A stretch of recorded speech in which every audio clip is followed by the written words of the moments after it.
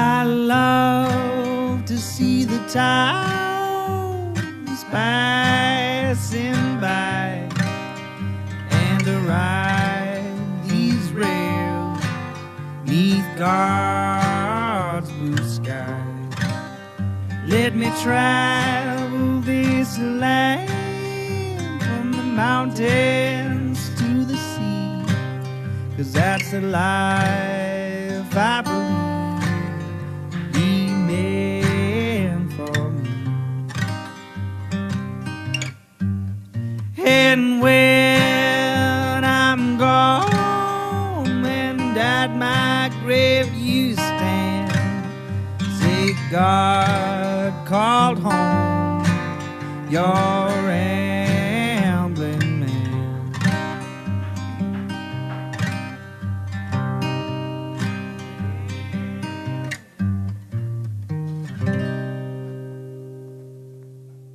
Welcome to Ramblin' Man Podcast, episode number 133. This one's with Perry Nally, and we talk about software engineering, 3D printing, VR gaming, and he tells a story, I think kind of towards the end, that I don't want to spoil, but it's fascinating. But I appreciate Perry for being on, and I want to apologize. I sound like I'm talking through a tin can throughout this episode. As mentioned before, I tried a new recording setup when it comes to Zoom, and I'm finally throwing in the towel and just getting another Yeti mic. So, Yeti, you have won. If you would like to sponsor me, I will gladly accept any and all free things from you. You win. It's a great talk. Kind of goes all over the place, and we kind of talk forever. So strap in for this one. If you'd like to learn more about Perry, you can find his website at feetdog.com. feetdog.com, and it's his game developer website. But yeah, download his games, check him out. I appreciate him for being on. Sponsor this week is Feral Giant. Feral Giant is a graphic design, illustration, and social media consultation company based here in Knoxville, Tennessee. So they do work for clients big and small all over the country, all over the globe, in fact. But they also do photography, videography, video editing, and audio editing, website design, SEO, writing, content development. Hell, they'll babysit your kids if it nets them money. So make sure you give them a follow on social media on either Instagram, Twitter, Facebook, or LinkedIn at @FeralGiant. And be sure to give them an email today and hire them for your next project. Without much further ado, here's the episode. There's no real easy way to start. Most episodes start with me mentioning that I've never seen Game of Thrones. Okay. Because I've seen it. I've seen there's a couple of them. When I first started this podcast, it was like in season 2 or 3. Okay. And and it was a big deal apparently that I had not seen Game of Thrones.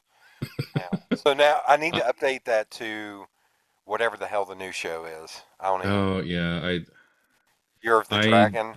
I find myself not wanting to watch it anything like right when it comes out. There was a caveat to that. I forget which one it was. And I'm usually a couple years behind on everything. Okay. Like I'm finally catching up on, and this is more than just a couple of years, The Office. Oh, so. Okay. Well, I like it for it to be all over. My argument with Game of Thrones was there's too many characters. They keep changing actors. I'm not going to be able to keep up with all this shit, especially if there's 2 years between seasons. Yeah. So that Game of Thrones, I actually read the first book years and years before anything was popular. And the guy who lived next to me, he'd invite his buddies over, and they had role playing games and stuff like that, but they had purchased the role playing Game of Thrones game. Oh. And they're like, "Hey Perry, we need a fourth player. You want to come join?" I'm like, "Well, I can't commit to long term, but I can commit to a couple of weeks." So we played it, and it was an outstanding game. I was really surprised. Huh. And that was before the TV show or anything. Huh. Oh, like years and years. That was like 2005, maybe. Yeah, the weird fun fact I know about George R.R. Martin is that he is the reason why Comic Cons are a thing. Like Kevin Smith tells a story, because I can't. Also, there are 3 names I will constantly mention on every podcast: Kevin Smith, Bert Kreischer, and Jimmy Pardo. So Kevin Smith talks about how George R. R. Martin is like one of the first people, is the first person to kind of gather people together for a Comic Con. Really? I Yeah, did. That's it. That's. I never would have known that at all, yeah, ever. yeah. That's pretty It's cool. yeah, it's weird that it kind of everything worked out for him. You know, Yeah. it's like he's not just It's some no-name person that you like the guy that's going around sitting at the bar going, "I'm the one who invented Comic Cons." You know, right. like, oh no, it's this multi-billionaire or a billionaire Right. that's He knew what he was doing. You know what I mean? And that's I think plays into a lot of these things that happen. I yeah, think people have a vision and they may not know right up front what they want, but they know that yeah, they have something that's valuable. And so they just keep trying a couple of things here and there. And then all of a sudden it sticks. yeah, yeah. It, it's amazing how many people I know who have backed into things like that. Yeah. They're like, I don't know, this could work. Holy crap, this is working. This is my life now. Yeah. Like that's another weird way of going around it. Yeah, it is. Uh, so where are you originally from? I'm originally from Utah. Okay, Uh, born in Orem, Utah. Well, Provo, and moved from there in 1986. So I was about 12 years old. okay. So that Is you can calculate my age. And is Provo skiing known for yeah, skiing? yeah, Okay, it's so Provo Canyon is up Provo Canyon is Sundance, and that's where Robert Redford's right. Sundance is and all that kind of stuff. So I've actually never been to the film festival, but that is one of my life goals. Okay. But I have skied Park City and Alpine and some of those that I'm not an avid skier, but I can ski, and I just picked up snowboarding right before the pandemic. Just about broke my both both wrists a couple of times, but God, it was a blast. I went with my oldest son, and we had never done it before, and it was just we had a great time. I my dad and I were going through their old shed. The back had fallen out of it, so he's like, I don't know what's in here. It's probably a bunch of bullshit, but I'm gonna go through. So I went out there and helped him, and I found an old skateboard of mine. And Oh my he's like, gosh, get on it, right up that and down. I was like, no, I'm gonna die. No, I'm you're 40. I'm like, 44. I, I am 6'7" and not a small guy. oh geez, I'm not yeah. getting on If that you damn. fall, you're breaking something. I'm breaking everything. What are you talking about? I'm breaking. I'll somehow break like a hip, and I'll land on my arms. Like, Well, yeah, that's funny because I was an avid rollerblader in high school, and it was just me and my friends. We would just, I mean, we were good enough. We were doing stairs, we were doing rails, all sorts of crap, right? yeah, And those rollerblades I just hung on to for years and years. And so I think I was around 30 something, yeah. and I put them on, and I rode less than a mile and went back home, and I was like, yeah, this is cool. The next day my feet were bruised and they hurt, and I was like, what is going on? Oh, you're getting old, that's what's Yeah, happening. yeah, yeah. The other thing is, I have a size 16 feet. Okay. There's a buddy of mine. He was like, "I'm gonna essentially build you a surfboard with wheels, and that's That's how so you're going to be cool. able to ride skateboard again." That's so cool. It's like sounds good. I'm Yeah. still probably not going to do it because I will die. I will die. Yeah. I will find a way. Uh, Unless it's an auto leveling type yeah, board. yeah. Even Slows that, down if you're gonna fall back, speeds up if you're gonna fall forward. I need a path with beds on both sides. So if I Yeah. fall, I'll just bounce between the two. Yeah, Like a I'm the same way. It's just like other than I figured when I was snowboarding, the one and only time I've been, which um I would they would say whatever you do, don't fall, don't put your hands down. You just fall on your wrists, or not your wrists, yeah, your forearms. elbows and your Oh, forearms. Just the two times when it was just I couldn't not. yeah. Um I thought, okay, well the snow's gonna be fine, but no, it's not. No, no, no, it's not. No, especially when it's packed at the end of the day and you're tired and you're just cruising down. You're like, oh, I just want to go, sit at the bench down there or something. And Although, you just, and a yeah, kid comes right in front of you and you try to, oh, bam. You're like, did I just break things? yeah, No yeah. fun. So I'm in East Tennessee, and I go hiking a lot in the Smokies. But there's a Okay. buddy of mine that hikes every weekend and does 20 miles, and he's Wow. hardcore. And so we went on this one trail, and he was like, "Let's go down this way. It's off trail, but we'll be okay." And I should have known then. No, no. So he took me. It had been raining, so the entire way down was nothing but mud. So we would slide. Oh, And man. then we got to the end. He was like, "Oh shit." There's a Uh, cliff. yes, Oh, it's about 15 to 20 feet that oh, I had to no. attempt to climb down. I made it like essentially my hands on the edge. Try to go the next one. Slid down, scraped off the front of both of my knees. My legs were all, and Oh, that is scary. I landed fine. But then I just looked down. I walked over and sat down on a rock, and I looked at him. I was like, "I'm going to be fine. Just give me a minute." And people would walk by, and they'd be like, da, da, da, da. "Holy God!" I was like, "I'm fine.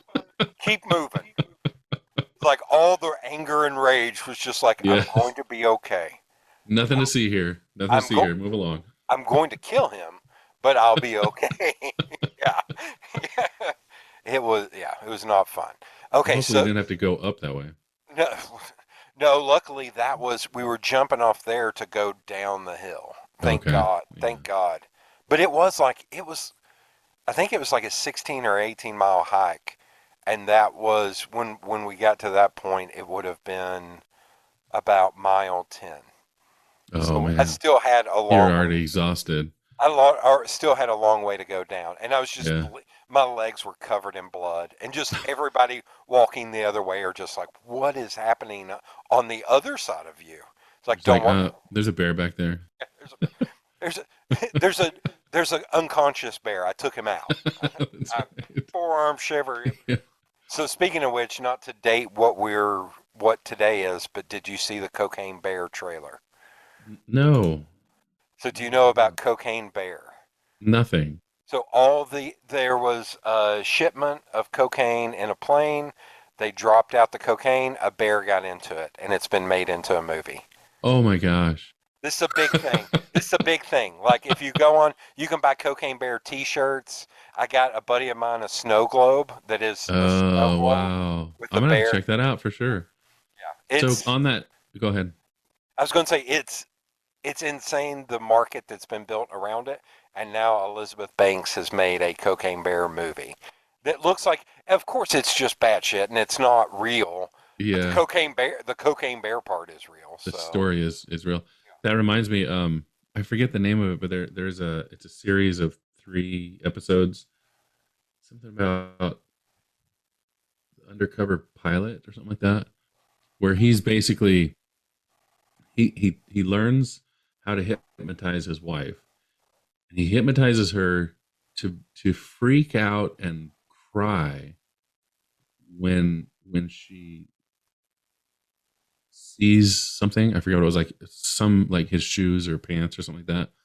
And then he fakes his death because he was flying cocaine back and forth from wherever or something like that. Anyway, so I forget the details, but I watched it and I was like, oh my gosh. But he ended up getting gout while he was flying, not because of flying, but just that was something he got.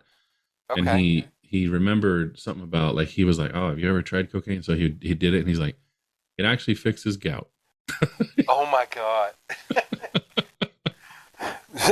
Crazy. Being that doctor, it's like, wait, it's not 1887 and you're prescribing cocaine? Okay, Right. okay, okay. Well, he was self-diagnosed that way. Yeah, yeah, yeah, yeah. Okay, so the Provo area, do you still live in that area, or have you No, moved away? moved to Phoenix, Arizona. Oh, So yeah, my the exact opposite. yeah, The- yeah, it definitely is. It's hot as hell okay. Uh, in the summertime. what did your folks do for a living? So my dad was a locksmith at BYU for a long time, Okay. and my mom was just in the medicine, not not doctor, but she was in like medical records type stuff, Okay. administration. But my dad, he ended up getting a new position with a company called American Lock and Supply as a distributor, and so then he started driving everywhere, and he had a couple of states that he would drive to, and this one, I think I was maybe I was 14, and he's like, "Hey Perry, why don't you come with me?" And we were going to California to drop off some load or something. We were just in our car, and Yeah. and he falls asleep while we're driving. He goes, "Hey," uh, and the road is very very straight at this point, and he knew this, and he goes, "Take the wheel." I'm gonna put it in cruise control, and I'm sitting in the passenger side, and I'm like, okay. And so he's like, I might fall asleep. I'm like, what if there's a turn? What if there's a car? What if there's a deer? What if, He's all, Oh you'll my be God. fine. You'll be fine. And I was. I think I drove with him sleeping for 30 minutes Oh my without God. anything. And I was just like, why did I do that? That's Oh my God. crazy. Why did he do that? No, Why did why did he you do do that? that? Yeah, exactly. So it was that was my first real intro into like his career Yeah. after we changed down to Phoenix. So Well, it's wild. Like my grandfather worked for the railroad most all of his life, and then when he retired, he got bored really quick. So he like managed apartment complexes, but then, and this is how old this was, he sent off a correspondence course and learned how to make keys and locks. oh So cool. so Yeah. in his basement, it was just walls of locks and keys, and people would come to him to rekey doors, and Yeah. He he was doing that all the time. We had all the equipment. He taught me how to do it. But nowadays it's a little bit more difficult.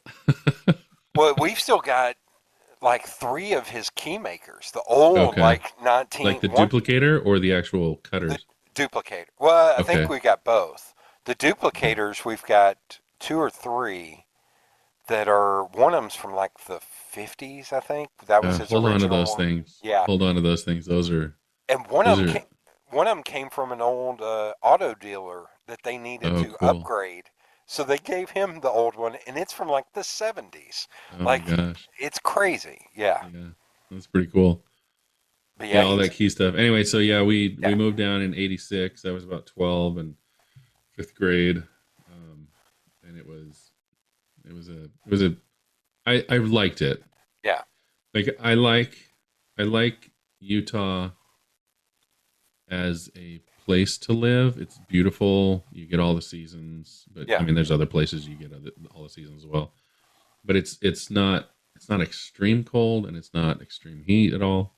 Okay. Summers are you can get in a pool, but so I really liked it growing up, and it was at the time, just like the Steven Spielberg movies portray, like um, you leave your doors unlocked. Nobody's gonna try to do anything. There was only one time when somebody tried to drive around and steal my big wheel.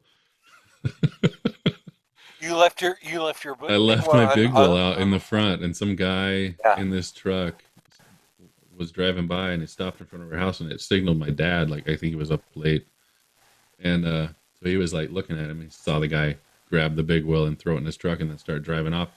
We lived in kind of a cul-de-sac, and so he had to turn around, and he picked up somebody else's bike, and then he went to the next cul-de-sac, and by that time, my dad grabbed my oldest brother, threw him in the truck, went and cornered him, and pulled him out of his truck, and was and Oh like my God. called the cops. So it was just crazy. But that was the only experience I ever had with an issue up there. Things have changed now, but Oh yeah. for the most part, it was a good place to grow up. So so Yeah. then you had a big wheel and a bicycle and everything Yeah. else that was in the back of his Yeah. truck. Yeah. Like I'm the My one who friend was caught like, him. "Hey, that looks like my bike." Yeah, yeah. Oh, here I my grandfather, like I said, worked for a railroad, but he was also like 6'2" and born in like 1918. So he was a big dude Wow. for his age, and he was a Yeah. tough guy and a strong guy. And there was one time where it was my dad and his two brothers, and the youngest brother got bit by a dog. And so all three of the boys came up to the house and had to wake up my grandfather because he worked third shift. And he put them all in the pickup truck, drove them to the hospital, got him fixed up. On the way back, said, "Which house is it? Who sicked the dog on you?" And they went to the house. Yeah. And my dad still tells the story that my grandfather walked up and said he hit the door so hard you could see the windows on the second floor shake. That's Wow. and I was like, I'm surprised he didn't break the door off the damn hinges. He was Yeah. good at, and they did not answer. And he was like, thank God they didn't answer. He'd be in jail. But yeah, That's that's funny. my family history is a little more littered with little roughness. Well, that's good. My mom's side, they actually settled the Lehigh area, Okay. and they're pretty rough as well. They've got some good stories. Yeah. Well, I told my cousin, I was like, we're going to have to record stories about our family, and then we can't release them until we're all dead. Yes. Like, not even they're all dead. Yeah. We're all dead. Yeah. Some of these stories are incriminating. Yes, very much so. Very much so. Oh, yeah. Funny. Uh, so, as a kid, were you always into like computers and technology? Yeah, actually, so my oldest brother, I'm one of five kids, and I'm the second to the youngest. Okay. Um, and my oldest brother he was going to junior high, and he had taken a class on programming, and it was Basic A Oh, language, and he had this book binder that my dad bought as part of it with all the instructions, the commands, and stuff like that. And he came home, and one of his homework assignments was to make a like a labeling program where you could enter all the labels and then search for it, and that's it. And that was that was all it could do. And I remember sitting down. I was always interested in computers. Like, I loved computers. We ended up getting a an IBM XT as the okay. first computer we ever had, which was pretty novel at the time. It was like a big deal, and I think my dad paid like $2,000 for it because they were just expensive. Yeah. No hard drives at the time. That wasn't a thing. No No, mouse. It was just no. And so I sat down and I started looking at this book, and I said, "Hey, Adam, that's his name." And I was like, "Teach me how to start a program." So he taught me the basics of it, and I just went to town. I made a rocket flying off the screen. I made all sorts of programs, and it was my first taste of it's it's sometimes funner to make the game rather than play the game Okay. Okay. because it's creative, and Yeah. that's I think I'm a very creative person. Just I was, part of that comes from just trying to figure out how my toys work, and so I would actually rip them apart and build other toys out of them because I wanted to find out how this motor worked, or what I can do with this little fan or this electronic or this light. I need some lights on this car, and let's see what toys don't I use that have some lights in it. Oh, here's one. I'll just rip those out, and now I have headlights on the car. So that's kind of how I was constantly when I was little, and programming just kind of opened this whole gateway to this virtual world, Yeah. and it just was stunning. So that was it. Um, when I grew up, so to speak, after high school, well, and that's the thing is, like, I was never able to get into any programming class in junior high or high school. They always put me in things like power mechanics or young living, which wasn't bad because there's a bunch of girls in there. Oh, But like, I'm doing them as like power mechanics. I don't even know. yeah, you Like, work on a small engine oh, okay. repair, and so that was the stuff that I tried to get into programming like my friends did, and I just never was put in those classes.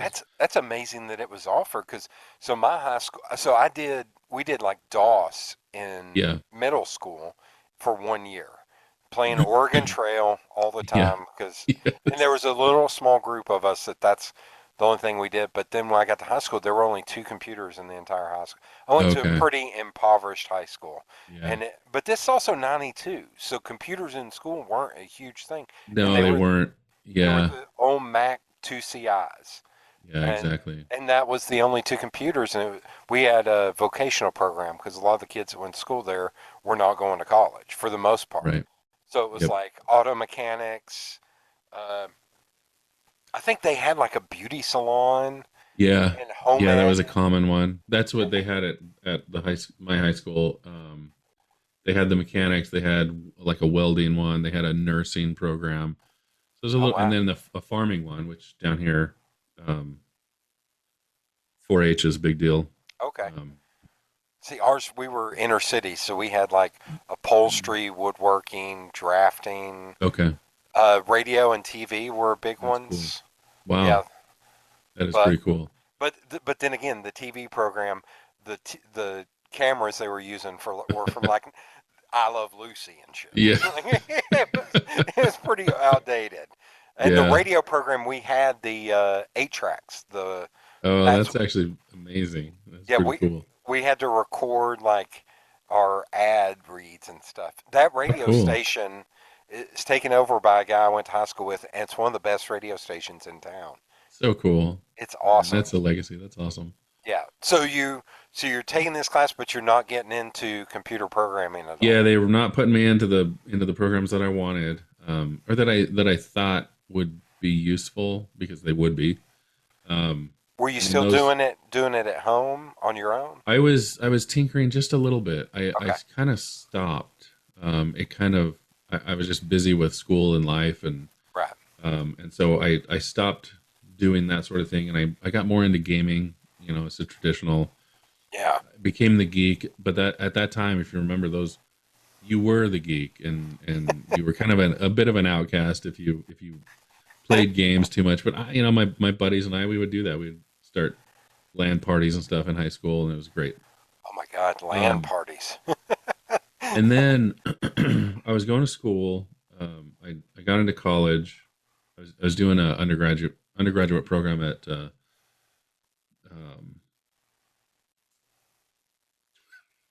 Uh-oh. why can't I think of the name? Oh man, I'm getting way too old now. Miracle, but no. Oh, it was an undergraduate program. Anyway, DeVry. At DeVry.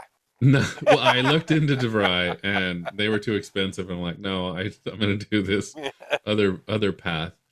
And then I'll try to get into ASU, which that was the ending Oh, path. okay.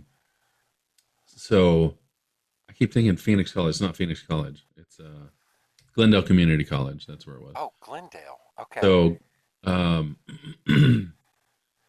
uh, that was my first intro to. So I was taking basic classes, all your generals, and my thought. My family's in medicine. I mean, my dad hadn't passed away yet. He had shortly passed away later, but all the rest of my family is in medicine, and so I thought, well, I guess that's a good field. It makes a lot of money, and if I'm good at it, it'll be great. So I get into working in hospitals and doctors' offices, and I'm working down at this Phoenix Memorial Hospital where they got bulletproof glass on the the ER registration stuff, and talking to some of the doctors and how they like their stuff, and if they would do it again, would they do it differently, that kind of stuff. And one of them was just like, the red tape's too much. uh, Hmm. I can't even stay afloat, and it was kind of miserable. And then my brother was in medicine. He's in medicine, has a family practice, and it was the same way. It was almost like, do I want to deal with all the red tape with the health cares and Medicare and all these things? Do I want to even deal with that? And the answer was no. Hmm. I was doing rounds, man, and the wake up call for me was I was doing rounds at Thunderbird Hospital for an EMT program that I had finished, and that was the last thing. I had to have 16 hours at some hospitals and in the emergency room, and this guy had come in, code blue. They were doing everything. I was pumping him with air, and they were like, they did the whole clear, shocked him 3 times, didn't come back. Sad. He was already passed away. And so afterwards, the nurses, especially because this is the first experience ever seeing someone, die and right on the table. And she pulls me into her office. She's like, "Hey, tell me about what you're doing," just to kind of debunk and debrief and what was going on and talk about it. And then she goes, "Well, what are you studying as medicine? What do you want to do?" "Well, I'm shooting for heart surgery." "Oh, cool. Tell me about the heart." And I remember thinking, I don't know anything about the heart Yeah. except there's 4 sections and there's atriums and ventricles, and that's it. That's about it. But I can tell you everything you want to know about HTML Oh my God. because I was going home after college and I was teaching myself more Oh more my God. programming, Yeah. web programming, and all that kind of stuff. This is very very basic stuff. And so the internet was just barely a thing, and so that was my wake up call, and I realized it, and I was married at the time, and I went to my wife, and I was like, "Hey, I'm not going to be a doctor," and she was like, "Whew." Oh, God. Oh, God. Good. Good. I was like, "Okay, good. You weren't in it for the money or anything." But the money's pretty decent now, with software engineering Oh, and yeah. Oh, yeah. I, you know, There's a friend of mine that he's a developer, and we were talking about the university here, UT. And I told him how much they were paying, and he was like, I usually make at least double that. yeah, And it was an amount for me. I was like, oh, that's a lot of money. And he yeah. was like, no, that's like half. And I was like, oh, you need to buy me bourbon. Like, Yes. I didn't know Hey, you were for my rich friend. Christmas Yeah. and for my birthday. Hell, Yeah, no, January, February, March. that's Yeah, true. yeah. I That's was true. like, Every happy hour. yeah, Every happy hour. I didn't realize I was rolling with a baller, man. Good Lord. Like, yeah. That's funny. Yeah, I didn't know. I connected with some old high school friends. One lived out. He moved out to Oklahoma, I think. And he had a good buddy who started working at Cisco in California, and he was like one of the top consultants, and he was Wow. just he was just rolling in the dough. Oh, yeah. He was more of an acquaintance to me, but I always wanted to find out what his path was and where he was at, but weren't that good of friends. And then I lost contact with the other friends, so I couldn't even find out. Well, I've got friends that work for like WordPress and some major tech companies.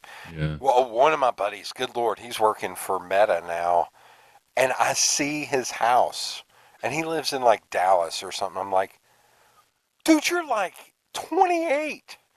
You shouldn't own a house like that. yeah. My upbringing was very much different than I think I would have done had I not. I grew up religious, and the path was you do this Yeah, XYZ and you'll eventually get something. Well, now a coworker, I was working at Carvana for about a year, and a coworker had just started before me, directly out of college, yeah, and I know he was making something near what I was making. yeah. It's probably 100,000, and he's right out of college. And I'm thinking to myself, you have it made. Like, you have no kids, you have no girlfriend. Yeah. You're living right at the time he was living in an apartment near ASU, but he was going to move back home so he could get rid of his car, sell it back to Carvana. And I'm just thinking to myself, you are rolling in the dough. You have no house Yeah. payment, you have no car payment, no kids, no girlfriend. What are you doing? Can you share the wealth when you're a billionaire? So I always laugh. So when I got out of college and I was living with my parents, and I thought I was doing really well at making like $9 an hour. Because I Yeah, went to, yeah. not to brag, but I worked at No, that's That's Taco how it Bell was. when I That's was how it was. I was making 9.45 at yeah, my first programming job while I was going to school, while I was working full time for this, yeah, and I had two kids at the time. You know, it was just like life is rough. yeah. It could always be more rough, but for me, it was Yeah, pulling but teeth. I think back to making between $9 and $12 an hour, and that's why you see all these CDs back here. And there's in the other room there's a wall of DVDs Oh, that's awesome. that are like there's a 2,000 DVDs. I was like, oh yeah, I used to go to Best Buy every and Yeah, 40 long boxes of comic books. I used to go yeah, to Best Buy every Wednesday and get CDs and DVDs, and then go buy comic books. that is so cool. And that was That my is so life for cool. like 5 or 6 years. Because I was like, I lived with my parents. I didn't have any. And once they started talking about rent, I was like, I gotta get out my own house. I can't. I ain't paying y'all rent and living here, man. That ain't gonna Yeah, happen. exactly. Speaking of comic books, I've got my good buddy that I so I 3D print on the side. I'm Okay. creative, like I said, and we're getting together and we're starting to print and build cosplay armor. Um, I'm doing some dragon stuff. I'm printing some little mini bookshelves for his wife to decorate and paint. She does a whole thing, but they are diehard Comic Con goers. All the Phoenix Fan Fest here in Phoenix, the Comic Con here is pretty good. It's nothing compared to the San Diego one, but it's really good. And I just he's an artist as well, Okay. and so we're trying to like what I've said. Like we're doing, you try a few things. If it fails, you try something else. You try something Right. else, and then eventually something will stick. I think once we really get together and start working on the things that we're gonna do, I think we'll be able to start a small business doing it. But he's really he wants to get into um, cover cover painting for Oh. comics. Yeah. So I've been trying to help him out. I saw his artwork and I was like, you gotta get a job doing this. Yeah. You're so good at this. You really need to do this. And so Yeah. he's decided to start doing that. And I think it's something that we can like help each other out with. Yeah. He's good at art. I'm good at writing and programming. And so I'm like, let's make some games or something.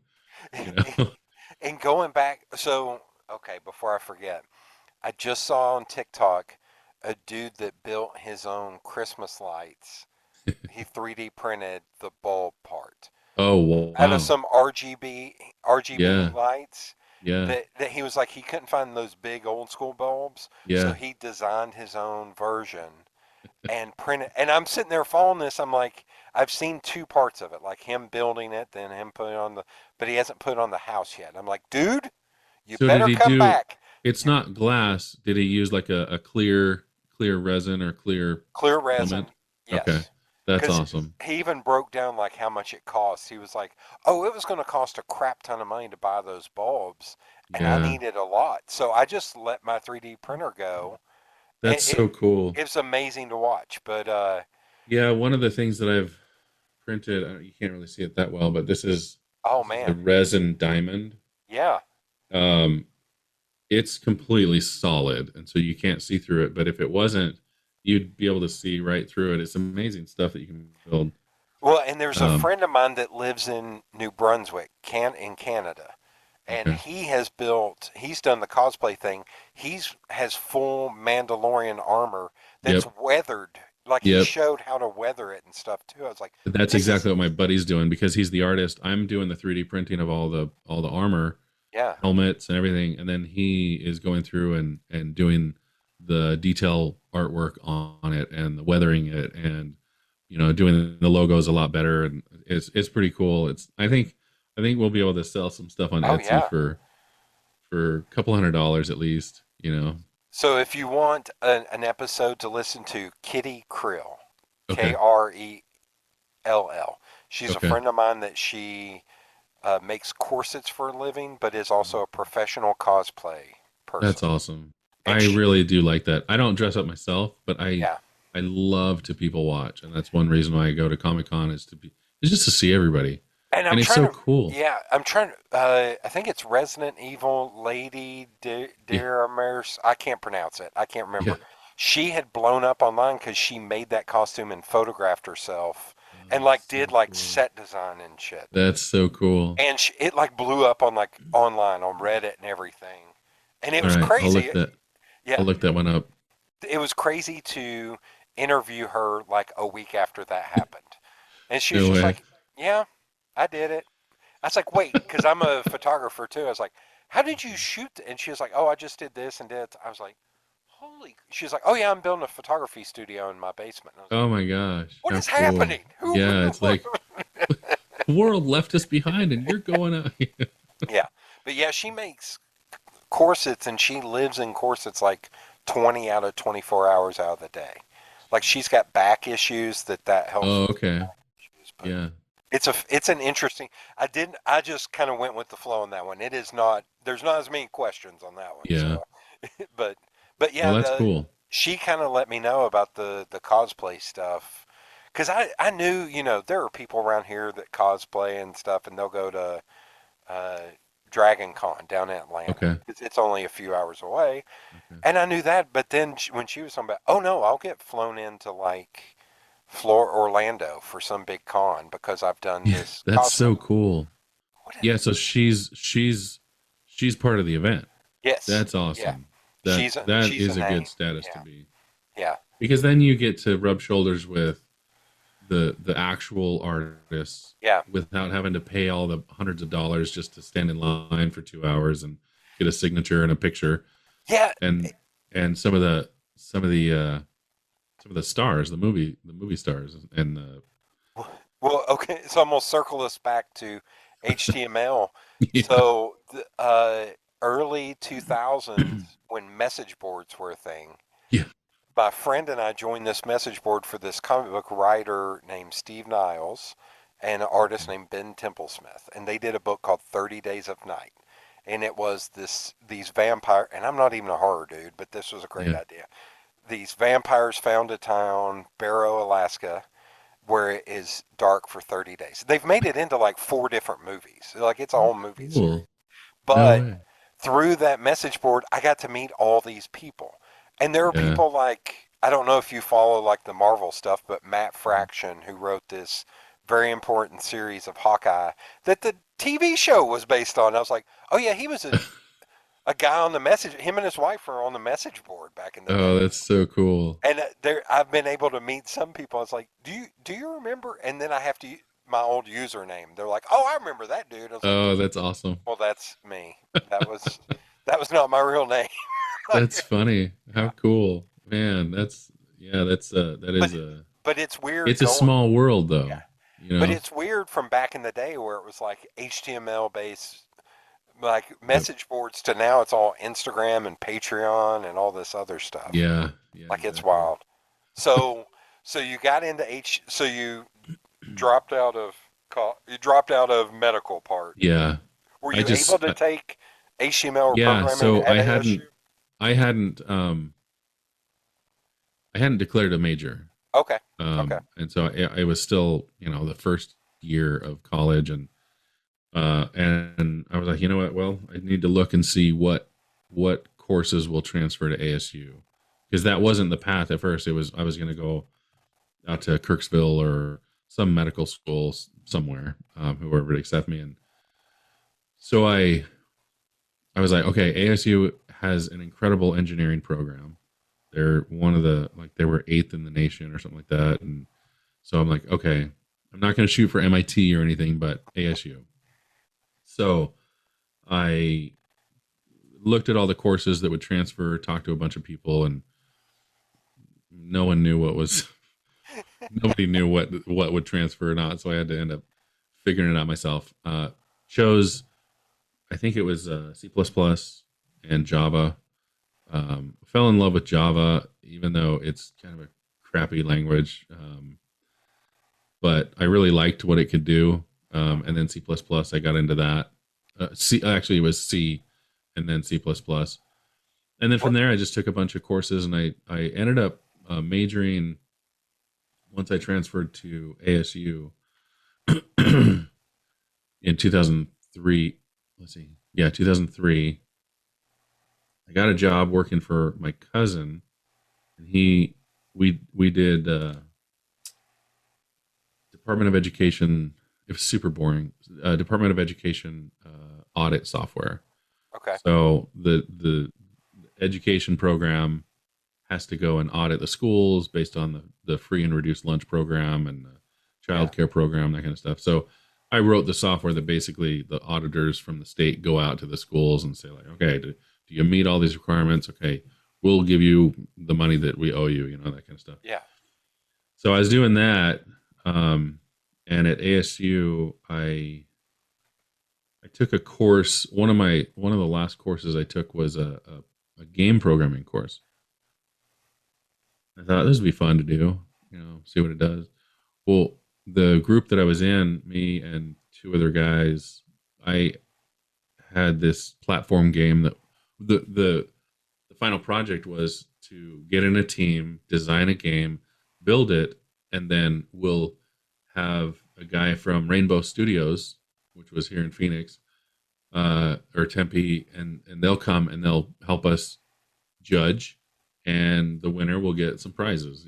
So we ended up winning Oh my God. because it was so simple and it worked really well, and it was just a bit addictive. And the guy was like, "You guys, you nailed it! Like this is, if we had a platform like this, or if this was a game, we would actually do this." And I was like, "Well, hire me." But they weren't hiring at the time, and so I was like, "Oh, sure, yeah." Yeah. But we won, so we all won. We won $250 gift cards. So I went out. We split it between the three of us, and I ended up getting like a couple of, but gift cards to GameStop Oh, naturally, okay. Okay. Yeah. so So you you can got to buy buy some rainbow. games. You can buy rainbow games. Yeah. Exactly. Yeah. No, I ended up buying like Battlefield and something else, and I started playing that, and I kind of lost interest in playing the game, and I Okay. remember thinking I had more fun building this game, and it threw me back to where Yeah. when I was Yeah. 8 years old, programming Basic A, and I was like, this is what I want to actually do. Yeah. This is my passion right here. So I've been since making a couple of games here and there. I've had a couple of apps on the market, app store, and I'm working on a VR game Okay. for Oculus. So I'm going to go backwards a little bit. So this was, you said like '03. Yeah. So I'm trying to think like a lot of PC games were still on like CDs Yep. or at CD, that and they had point. just started to come on DVD. Yeah. Okay. Because originally I was like, wait, Nintendo? Because I wanted to go, do you know your first gaming system? Was it a PC or was it a It was a Pong. Pong? Yep. Yeah. That well, not Pong. That was the game, but it was the Atari. 2600. Yeah. Yeah. No, no, So no, no. It actually wasn't the Atari 2600. so It there was was the. a Pong game that you That's actually true. that had the paddle. You know Oh, what? Maybe it was the 2600 because all we had were those controllers, yeah. and that's the only thing it came with. And we had the one cartridge Yep. of Pong, and so that's all we did on it. And this old CRT TV. So my parents got an Atari 2600 and I still have it and like That's 50 games. oh man, you hold on to that thing. Yeah, and Do so not let that go. the first one that was it was in their room and I could only play it when they were home. I couldn't play it any other time. Exactly. They were afraid I was going to break it. And then I got a Nintendo. Super Nintendo was the last one because once it got to so many buttons and also Yeah, the 3D, yeah. I I was like, I I I can't do it. lost interest after Super Nintendo on the Nintendo side And I because played of that. I tried to play like Myst because I'm a Mac person, not a PC Okay. person. And I tried to play Myst and it just ran so slow. Like it killed Yeah. me. Like it just killed me. I was like, this is so boring. Yeah. I want to go do something else. I do remember Duke Nukem that my Yeah. uncle had that and he changed the code to make it like Barney the dinosaur and stuff like that. Yes. Yeah. Yeah. I remember that patch. Yes, I Yeah. do. Yeah, So so that reminds me though, in high school, going back to high school, is one of my good buddies that I lost contact with after a while. His dad owned a computer repair store. It was basically a computer store, Okay. and I got a job during high school, building computers and fixing them and getting to know hardware pretty well. Um, and so that's why I didn't say the major that I went into, the because I really liked putting the hardware together, which was just very simple stuff once you Right. knew it. But you did have to then program it and then like speed test it and make sure it all worked and everything. Um, but because he owned that store, his son, my friend, my best friend, he would call me up and like, hey Perry, I just got this game. I'm like, so how do you get these games all the time? Like, does your dad let you take them? Yeah. He's all, well, no, I'm just reviewing them. So but they had a shrink wrap machine, and this is like, Oh God. this is Okay. taboo. So he would take them home, and a couple of guys would do this, and that's why they let him. He would take them home. Oh, it's the boss's son too. Let him do Yeah. whatever he wants. Yeah. And he would unwrap them, keep the labels and stuff, install them because it was all just floppy disks. A Yeah. couple of them were Yeah. CDs at the time, and I remember Wolfenstein 3D was one of the first Oh ones. yeah. So we played that for hours and hours and hours, and he had got a sound blaster, and it was like incredible to hear the sound go from one side to the other. It was just like it was ridiculous. And then once we were done playing, he would take them back, shrink wrap it, put the labels back on, and they would sell them Oh because my there was God. no key, and the key, Yeah. if it required a key, it was just a security code Yeah. that was in part of the documentation. Oh yeah. The only way I made it through like college was having bootleg copies of Illustrator or Yeah. Cork Express, and I actually had them on zip disks to where if I wanted to Oh, use cool. Illustrator, I'd have to insert a zip disk, boot up Illustrator, work in That's funny. Illustrator, save to the heart, and yeah, that was the only way. That was back when it was just a long code, like a Yeah. long string of numbers, to where Yeah. we just traded those between Yeah. us because we were like, they didn't have cheaper versions for students, No. or the cheaper versions were still like out of our more than what we paid for Yeah. college. Yeah, Like exactly. I was like, no, that's how I survived in the early days. Yeah. Oh my god! So it was funny you saying basic classes. I was like, wait, do you mean basic classes or basic classes? But Because I no, remember the coding language basic. yeah, no, so it was just like the what are they I, called? You know. I got you through context, but Yes. and I was about to use the term. I was like, man, I haven't thought of these two terms in forever. Was it 386 and 486 machines? Yes. That God, was what I would build. yeah. That I was building those night and day. It Oh my was God. those 40 and machines. 5.5 inch flop. I wish I still had some 5.5 inch floppies. I I've got, do. I do have do some. you? I've But got three yeah. and a quarters. I used to use a 3 1/4 as my coaster at one of the jobs I had. Oh, yeah. Yeah. I So this used, is a coaster. It's a fake. It's a fake oh, three and a okay, half. okay. But I had Um, that, and every once in a while I'd grab my coffee and lift it up, and one of the I worked for a pet company. One of the engineers would go, "Is that a floppy disk?" It's like it is. It is. Yeah, that's So, awesome. yeah. And that's, some of, so I have my old college code on some 3.5 inch Oh my God. floppies, and I've held on to a floppy drive, the 3.5 inch drive, because I know at some point I'm going to go and try to read from it and see if it will Yeah. still read. I've copied the programs off and saved Yeah. them somewhere, but Oh, I've probably got 40 zip disks and it's a couple zip drives in my basement. I'm like, I don't have anywhere to plug it in. Like, cause it was the yeah, old SCSI ports on the yeah, Macs. God, these are terms I have not used in 15 years. I know. SCSI 386, 486. Yeah. Brings back the days though. Those are good Oh old God. days. Oh yeah. Okay, so you got into that. So when you graduated, did you immediately get a job in that field, or did you have to work in So something? I had almost like out of the get go when I started college. I got the job that I would had been working at for a long time writing software for the Department of Education, Okay. Okay. and it was like laptop software, so it was like PC installable.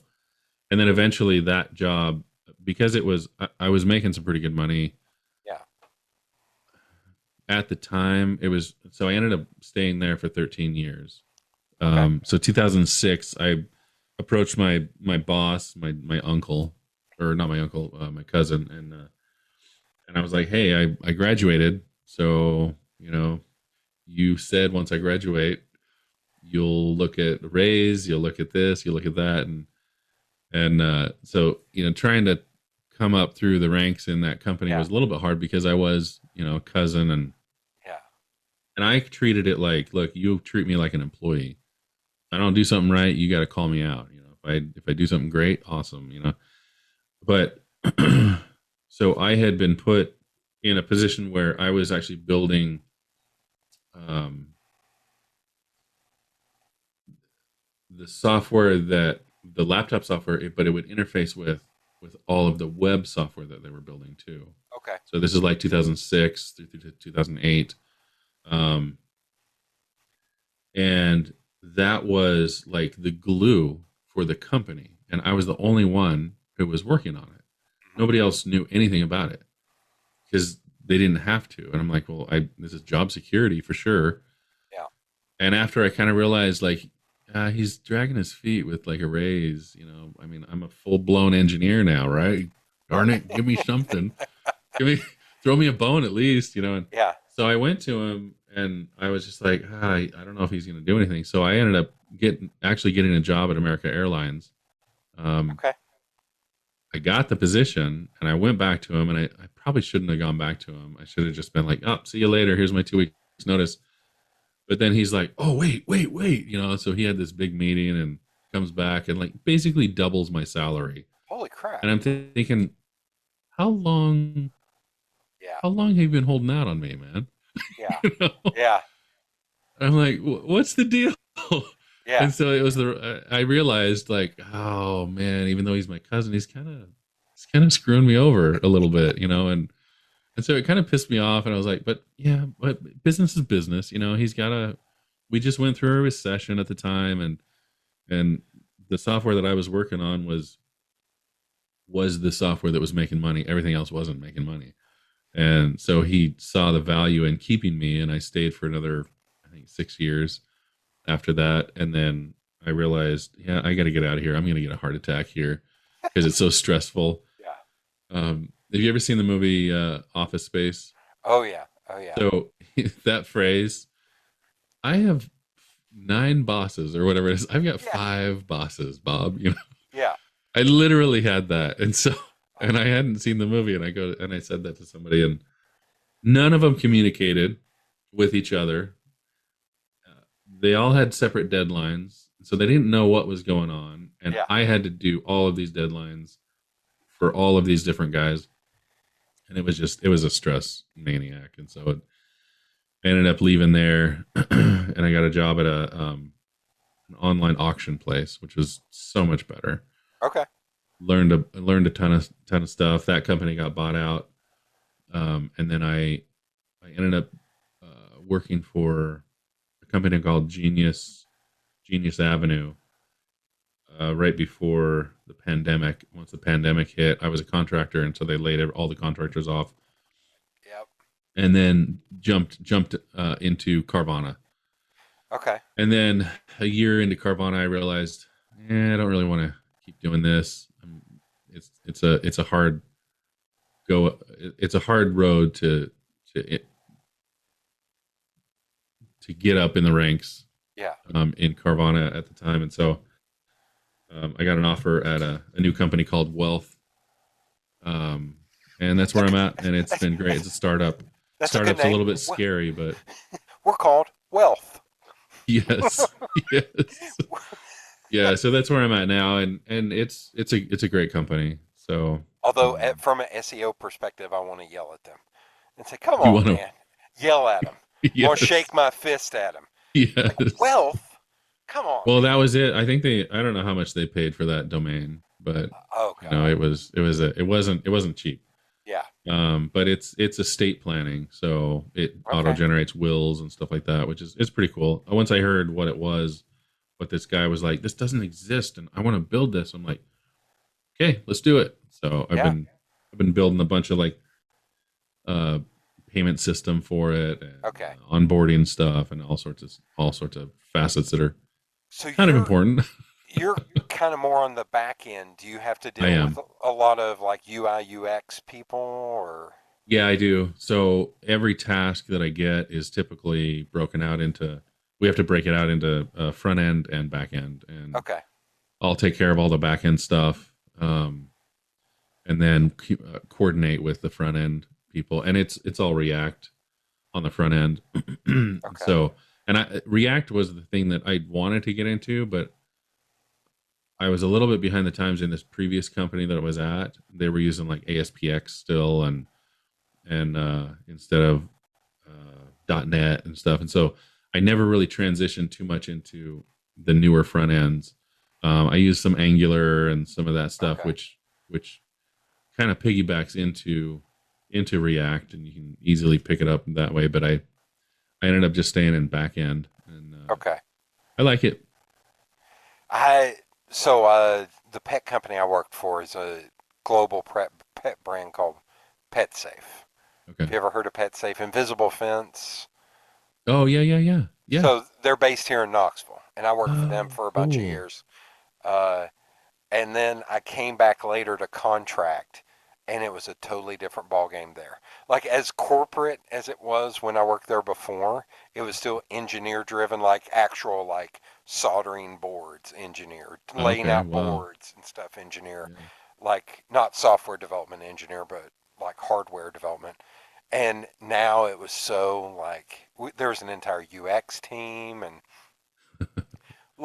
there was a Well, lot because you got to of have the app, and you got to have yeah, all that stuff.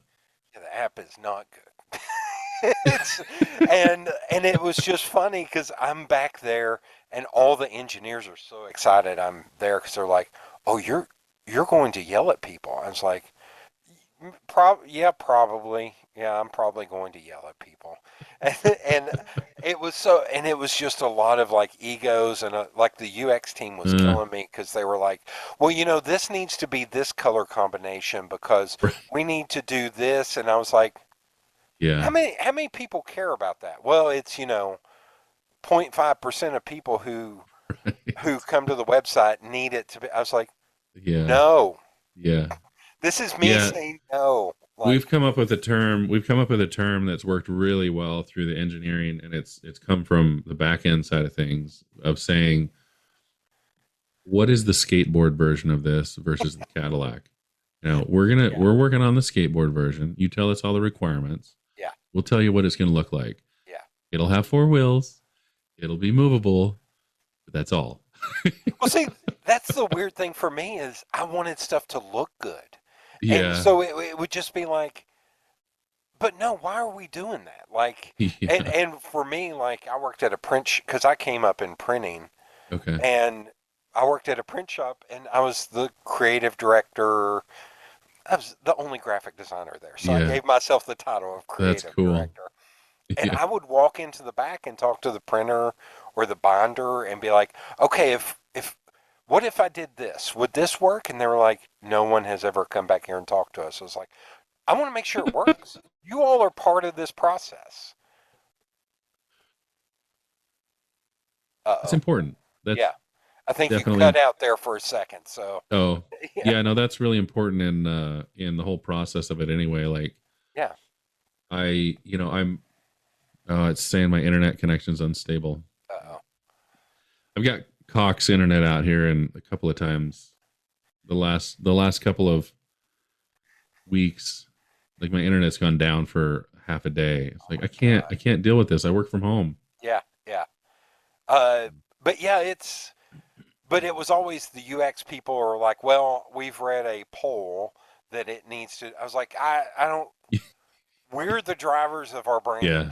Like Yeah, we need exactly. it's not me even yelling at the back end people. It's the people in between that are just Yes. like you're killing me. I was like, Yeah. let me talk to the coder and figure out the best way to do this. I don't Yeah, need the middle people. I just need exactly.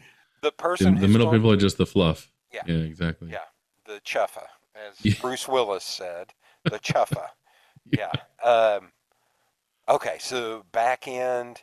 So all the time you're working at these different companies, but you're still doing things at home when you have time. You have kids, so I Yeah. can't imagine you have tons. But are you doing stuff to kind of get them into this world too? Yes. Yes. Okay. So I really like the bridge between hardware and software. So Okay. anything that I do tends to have both of those. And I tend to kind of make up projects for myself so I Okay. can gain experience and learn new tools and platforms. I'm by no means an expert in any of them, but I've spent so much time in them that I can, I know my way around a little bit. And so my first endeavor was I found out about the site instructables.com. Okay. And the first time I went there, I was like, oh my gosh, this is really cool. How to build something ridiculous, and out of toothpicks or something, it's kind of what it started as. And so I signed up and started getting these newsletters and emails from them. And one of them was this like 16-year-old kid in China built a 3D printer. And I was like, oh my gosh, I could do that. Yeah. So I ordered parts for, laser cut. Here's the design that he gave you, and these are the parts and all the circuit boards and stuff, and this is how you program it with the kind of the off the shelf free software, open source software that will make it work. I spent probably 6 months trying to figure out how to make the motors work. I didn't have any skills in motor controllers or any of that stuff, and didn't really know what I was doing. But I just trial and error. Finally, it dawned on me. I'm like, oh, this is why, and this is how you calculate that. Duh. And so it was very like trial and error in trying to get these things to work. But once it worked, I remember sitting there just mesmerized by this 3D printer printing this stupid little Martian guy. And that's from there. It's been bigger and bigger projects. One the latest one that I'm working on right now is a CNC router. Okay. I have 3D printed all of the parts except for the metal beams and stuff. Purchased all the hardware and motors and router and all that kind of stuff that goes into it, and I just need to assemble it and put it together. And when you got all that from that guy, where were we at in the world with 3D printing? Because I remember at the pet company, this was like 2013, where they got a 3D printer, but it was the size of the old computers. It was the size of a Yeah, fridge. Like yeah. what era? Like So home this was home I'm trying 3D to think. printing didn't come out till 2016, 2017. Is that Right. about It right? was I don't I can't really put a date on it, but it was Okay. it was before when you said the word 3D printing to someone, Yeah. they just deer in the headlights. Yeah. I mean, they didn't understand what that even meant. Right. It wasn't really being marketed to the consumer. It was still more of like a novelty. Right. All the YouTube videos that were out there, they were just printing toy parts and just Yeah. kind of garbage stuff, and it wasn't even useful at all. Let alone being able to build yourself one. Just a regular person who doesn't really know a whole lot about it. Let's build it. So it was pretty new. Okay. And I remember going to my wife thinking, I love this. Like, if I could build this and make money doing this, Yeah. I'd be satisfied for the rest of my life because it's so neat. Like everybody should have, like a paper printer right now, inkjet or a laser printer. Everybody's got one of those, and Yeah. and and multiple of them. It doesn't, and they're nothing now. 3D printers, I envision that everyone is going to have a 3D printer in Yeah. some form or another in the future, and that's why I was like, well, if I can be a part of getting that out there. And so I knew a teacher, and she was really interested in getting her kids to know technology. So she had me come in and demo it, and all the kids were just in love with it. And so Yeah. since then, I've been teaching kids and adults how to get started, the pitfalls, things to look for. So, and this one young guy, and this is a kind of a cool story. So, he really wanted a 3D printer, but he didn't have any money for it. And so he decided that he would sell lemonade to earn enough money for a 3D printer. And so his Yeah. mom called me and was like, "Hey, how much does it one cost that he could use?" I was like, "Well, let's Amazon this.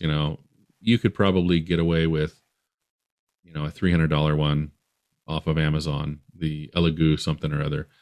And so he set his sights on $300, but he put on his sign, he's all, I'm trying to buy a 3D printer.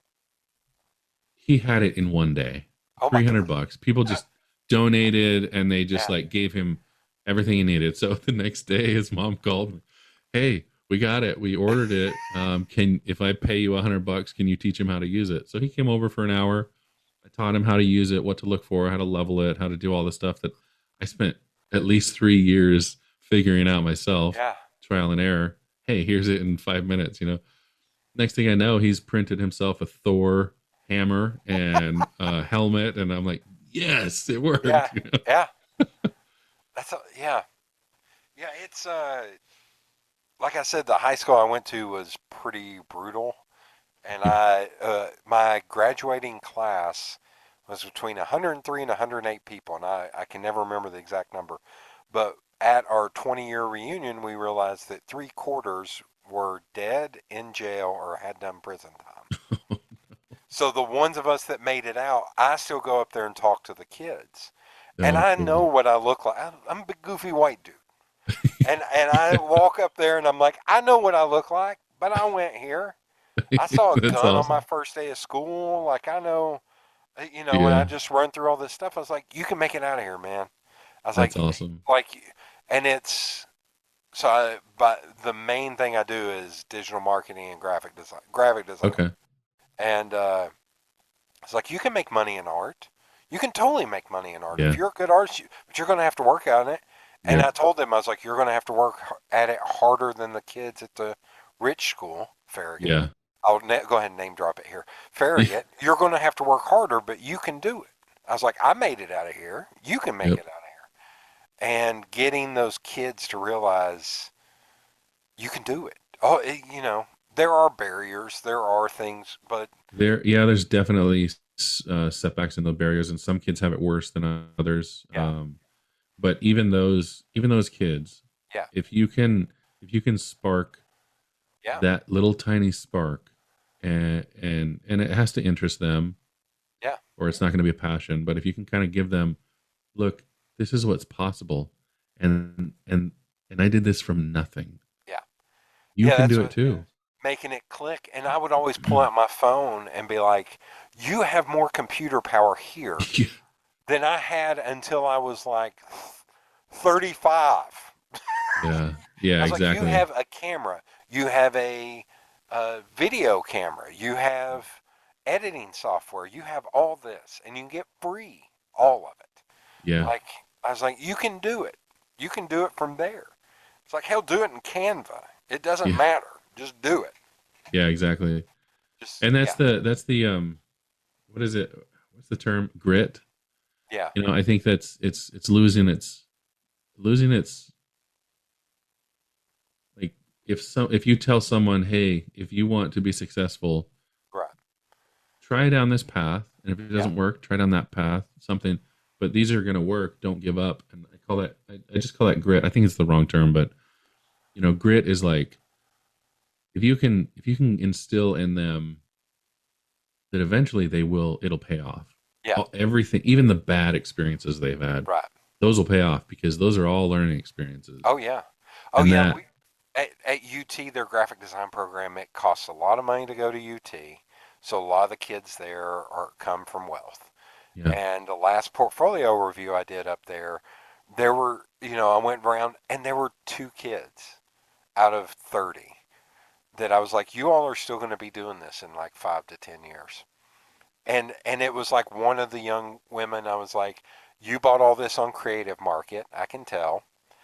because none of it matches, Yeah. and it's all just disparate and weird.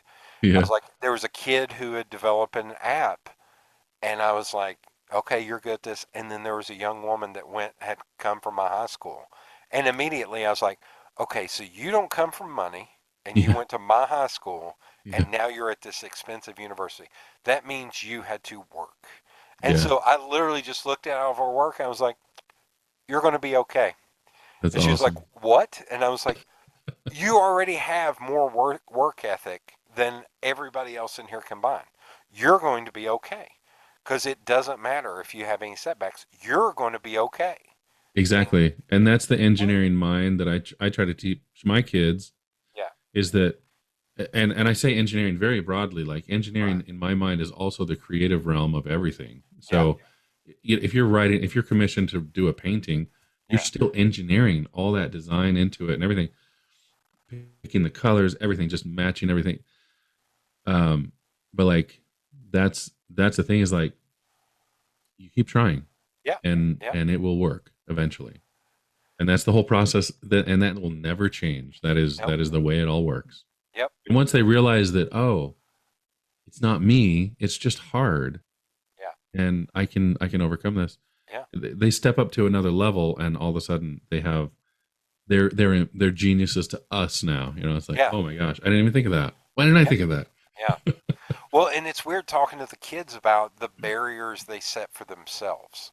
Because, like, a lot of the kids that go up there live in the projects.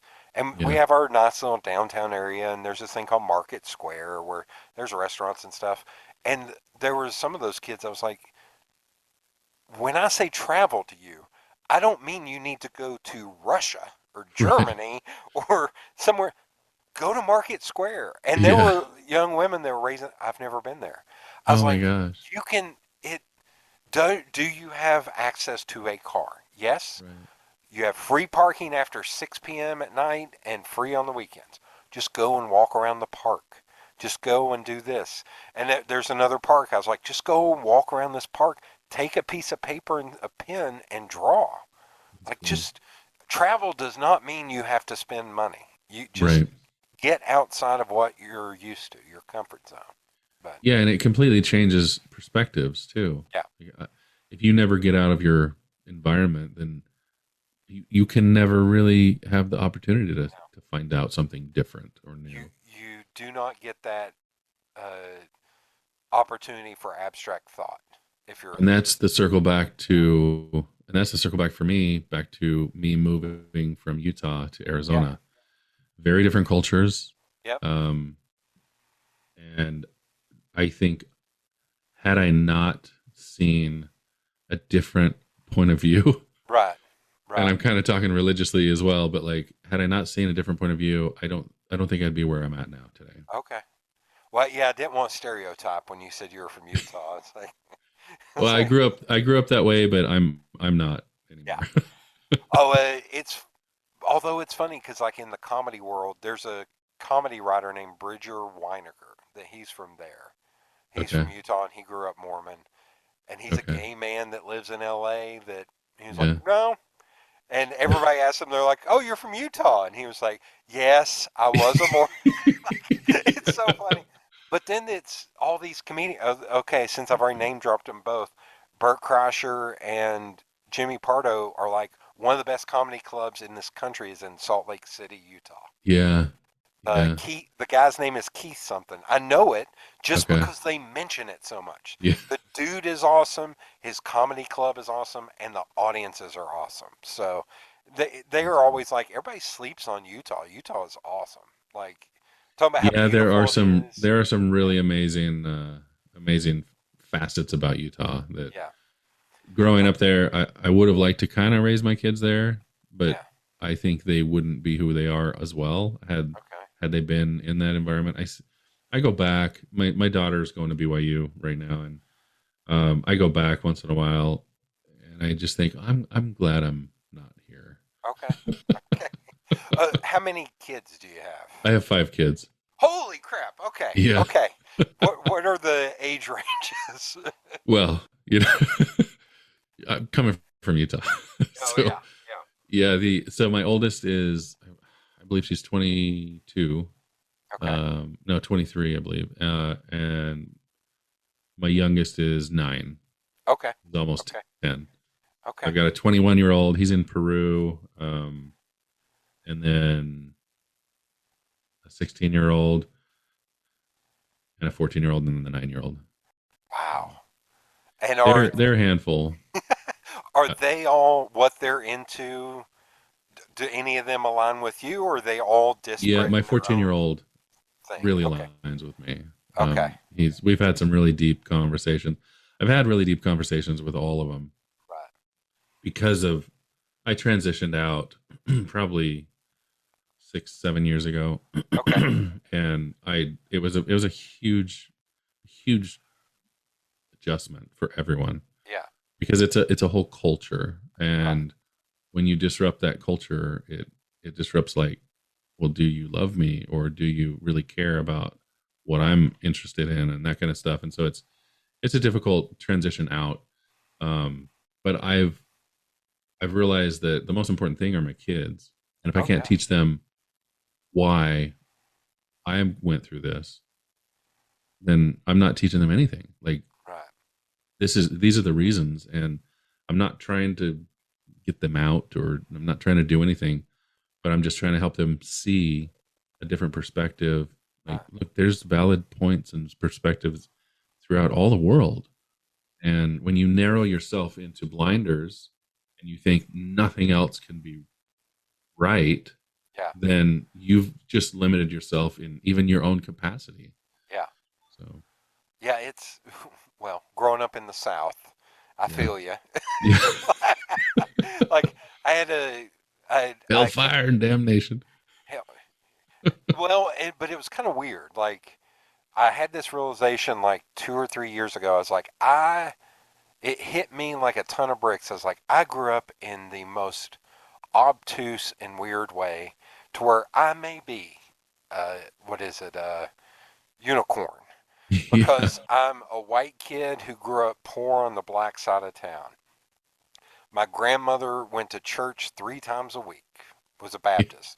But it wasn't a hellfire damnation Baptist. It was almost Okay. like, your clothes are not nice enough. Oh Like that kind of no. back. My grandfather grew up really rough, but never stepped foot in a church, even Okay. for my grandmother, who we were all scared of. All 5 foot, 98 pounds of her. You know, we were all Yeah. terrified of her. Yeah. Uh, the couple that lived across the street from my grandparents were in a concentration camp and had Wow. tattoos. Like, so I had to learn what that was when I was like five Yeah. or six. And then the family that lived below I spent a lot of time at my grandparents' house. Okay. The family that lived below them were Catholic. So I had to learn what the difference was between Catholic. So it was like, Yeah. I have got to be some weird, like, was it the Venn An diagram? anomaly. Yeah, I was like, there's like 80 different circles that you get that little bitty, and that's me. That's me right in the But middle. yeah, but like having that cross Yeah, reference and the experience, it completely changes a yeah, person's yeah.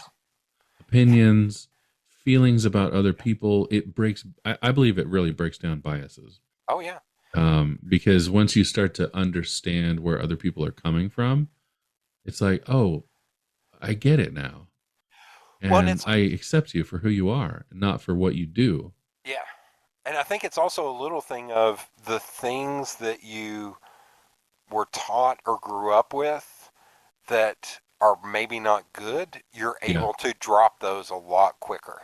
Because I Yes. remember, growing up, being a guy who played sports since I was 4 through the 80s and the 90s, the amount of times I said the FAGGOT word, I will not say it. Right.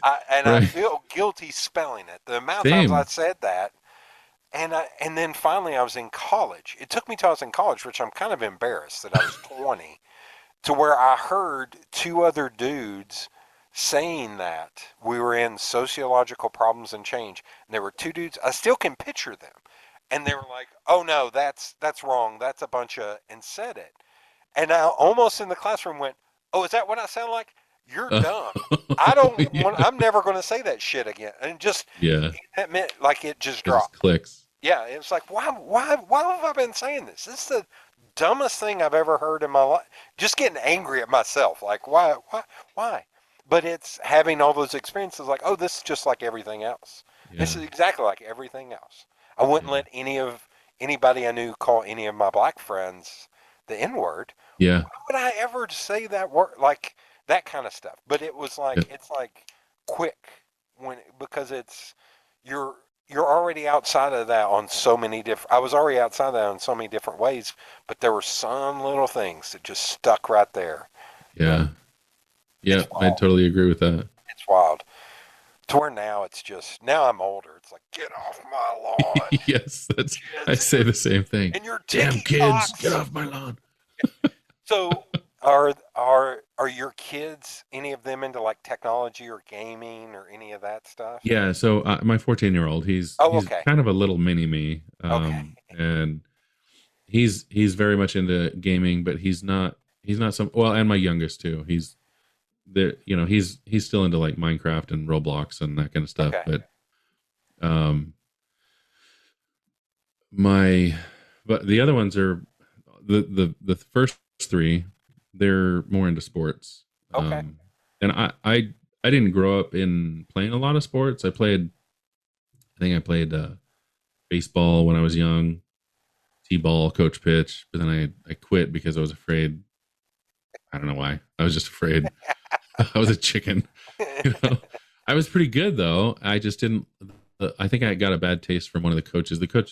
My coach pitch coach, his son was on the team, which okay, doesn't make him bad, but yeah, he was always doing favorites, and he would yell at me for making mistakes when his son was like dropping balls all over the place, and not never yelled at him, never treated him the same way. And I was just like, it made me cry one time. I was like, I yeah. don't want to go back. So that was like my end of my my baseball career. So Oh, so I will say one of those other 80 circles, my dad was the coach for baseball and basketball. But it okay, was the opposite experience. He was tougher on me than he was anybody okay, else. Yeah, yeah, that's and that's the another. normal. I Yeah, think that's the normal yeah, experience. But this was it was awful. He was swearing at me. yeah. This, and I was like, Aren't you an adult? you, Shouldn't you not be? I know. Oh my God. Oh no, my dad's. I still. I love telling dad stories because there's my dad and my grandfather. The family stories are hilarious, but there's one time my dad we were playing and the refs just called a bad game. It was very much a homer situation where the refs were friends with the parents of the other team and they just Uh, called it awfully. yeah. So my dad's 6'4", big burly truck driver dude gets it. I mean, he's just steaming the entire game. And at the end of the game, it's over. We lose, and he goes, "All right, boys, line up." And we line up on the bench, and we're sitting there. And he's like, "Let me tell you, these fuck," and he's just Oh, cussing and pointing at the refs and oh screaming, man. throwing down his book or the thing where he's keeping score and everything. Yeah. Like, don't ever let these motherfuckers get you down, cause you all played your fucking. And he's just That's going awesome. off, and I'm just like, are we in trouble? Like, why are you yelling? Yeah, You're yelling at us, but you're mad at them. right. Dad, what's happening? It was the fun. I was like, man, I wish we had phone. These things. Yeah, This camera, because he would have gone viral many times. that's hilarious. Those are good stories. Yeah, Yeah, I've got plenty of those stories. yeah. Good stuff. Okay, so your kids got into sports. So I'm assuming from hearing how you talk, Yeah. you didn't push them into anything, but did you just say, what would you like to do, and let's try it out? Yeah. And that's exactly where I'm at. Like if Yeah, I'm like I mentioned, I'm very much a do it yourself guy. yeah, And so that also comes with equipment, and yeah, so I'm trying to save money and but sports nowadays are very expensive. yeah, You go to any club sport and you're paying thousands of dollars a month, and that's just not in my realm. I don't yeah, I don't want to do that. And And so, does that cut my kids out of being in a better team? Yeah, but at the same time, I think they're going to learn that grit Yeah. and that humbling experience that I think everybody needs to go through a little bit. So, in those kids, if they even remotely express an interest in something, Yeah. I'm there supporting them. I'm Okay. like, okay, well, let's, my middle daughter, my 16-year-old, she was very much into basketball. She's my tomboy, and so she's on the team, and so I ended up like, okay, let's put up a one of the cheapest basketball hoops you can buy, the Walmart Yeah. special, and so we put that up for years and years, and then finally I got a regulation one just because that one had fallen on my car too many times. The sandbag one. Yeah. So I finally did that, and I'm out there trying to play basketball with her and help her practice, even though I'm not good at it, at all. I know enough to get around and to, I can make a shot here and there, but I think it's really helped her. But that's how I've taken every kid. Like, my son who's down in Peru right now, and he's on a mission down there, but I thought he would, like, he loved volleyball, Huh. so he was in that for a while, and then he went into diving, and supported him, but I didn't truly know how to support him other than just to go to the games. Yeah. Um, but then he started like baking things, making cookies, and Huh. but they weren't like just your regular cookie. It was like very detailed gourmet. Like you could sell this at a chef store or something. Yeah. Just he's so like passionate about that I was like, okay, let's get you some stuff. Like, let's Yeah. do, like, if you need something, tell me. Let's see if we can get it or make it or 3D print it or whatever. And he's that's like his passion. And so I'm like, well, you could make a killing being a chef. Yeah. Start your own Ruth Chris something or other. Well, there's also like I don't know how it is there, but around here we have all these like markets and stuff. Yeah, Where like right now there's a different holiday market. Like it yeah, seems like 3 or 4 a week, and there's all kinds of people that set up and sell cookies, yeah, and exactly. it's crazy how expensive that stuff is now. We went to a holiday market last Sunday, and it was like a lady was selling like 3 cookies for $10. Right. And I was like, I want to go, you are out of your mind. These cookies better be the greatest cookies. You know how many packs of Oreos I could buy for $10? Yes. Like, you are out of, Exactly. but it's people are buying them. Like, people, Yeah, if there's a friend of mine that she's really good at the art part of, yeah, the frosting. yeah. And people buy like cookies for graduation, for birthdays, entire Yep. batches. And And that's what I mean. Like, you could yeah, easily start a side business. Anyway, so he before he left to go to Peru, he's my daughter and him got together and started. So yeah, the whole idea reminded me of this. They started selling cinnamon rolls at a farmer's market, and the cinnamon rolls they're to die for. They're killing me. amazing. They have a maple syrup, and they're just super soft, and just like they taste amazing. They're To me, they're better than people rave about them. Like, they Yeah, contact her, and so he did all the design and artwork and like the menu and chalkboard yeah, menu, and designed the logo, and so we printed it, and we got some stick on stuff, so they look professional. yeah. They come in your what's that cinnamon roll cinnabon. Cinnabon, So yeah, they look like a cinnabon type of. That's how good they look, and they yeah. just, with the sticker and everything, and people buy them for $10 a pop, and Wow. it's just like, holy cow, people Yeah, really like this stuff. And my daughter goes to, so now it's just her, but she has all the stuff, the whole setup and everything, and so she goes to a farmer's market and she takes home $600. It's jeez. just like, well, Well, why don't you sell these? throwing this out there for one other idea, because I've got all kinds of friends and stuff that do this stuff, like doing pop-ups. Like there's a thing I went to on Sunday. We have a hipstery tiki bar downtown. Okay. They opened up for Sunday and did a pop-up brunch where they did like two or three cocktails for the brunch. Oh, that's And then cool. the woman came in there and she had like four different quiches and she had cinnamon rolls. That's And I awesome. went because of the cinnamon rolls. Like I was Yes. so excited. I was like, Oh, there's something but about a good warm cinnamon roll that's just amazing. and there's another friend of mine that her entire business is making fried pies.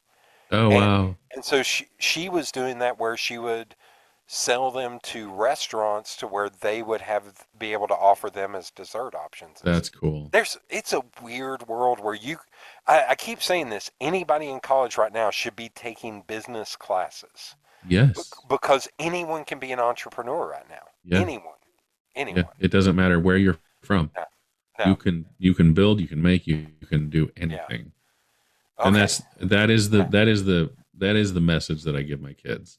okay, Like I don't care what you want to do.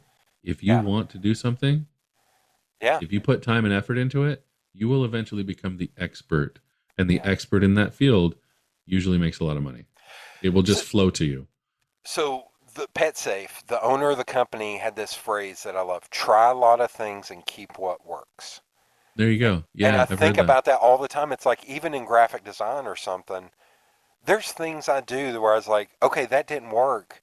And I can't apply this to design, but I can apply this to marketing, but Yeah. I can apply this to painting, but I can apply this to 80 different things. But I Yeah. tried it, just because I tried it and it didn't work in one field doesn't mean it won't in the other field. Right. Yeah. Okay. Okay. We're going to get back to you. Good Lord. Uh, this is one problem with the podcast. I end up, because I don't know you, spoiler Yeah. alert for the people at Yeah. home, I end up having to explain the Right. weirdness that is me. Yeah. No, Okay. it's all good. It's all good.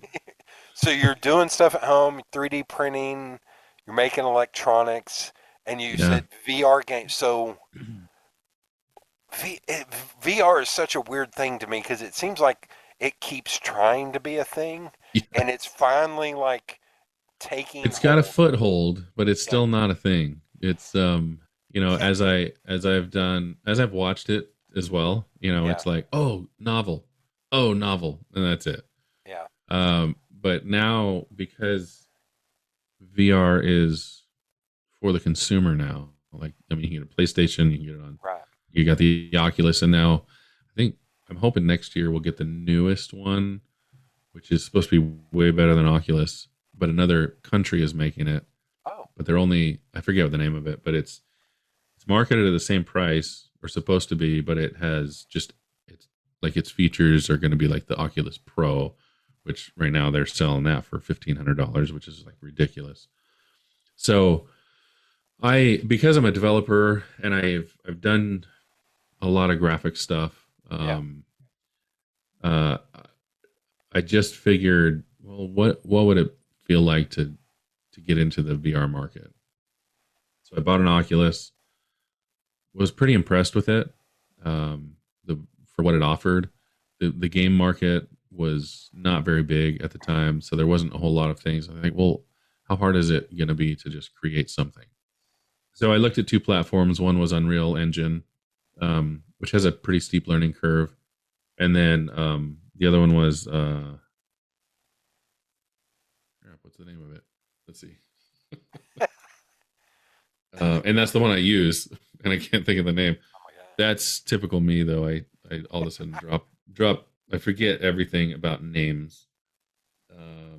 What is it called? Now I'm pulling blanks here.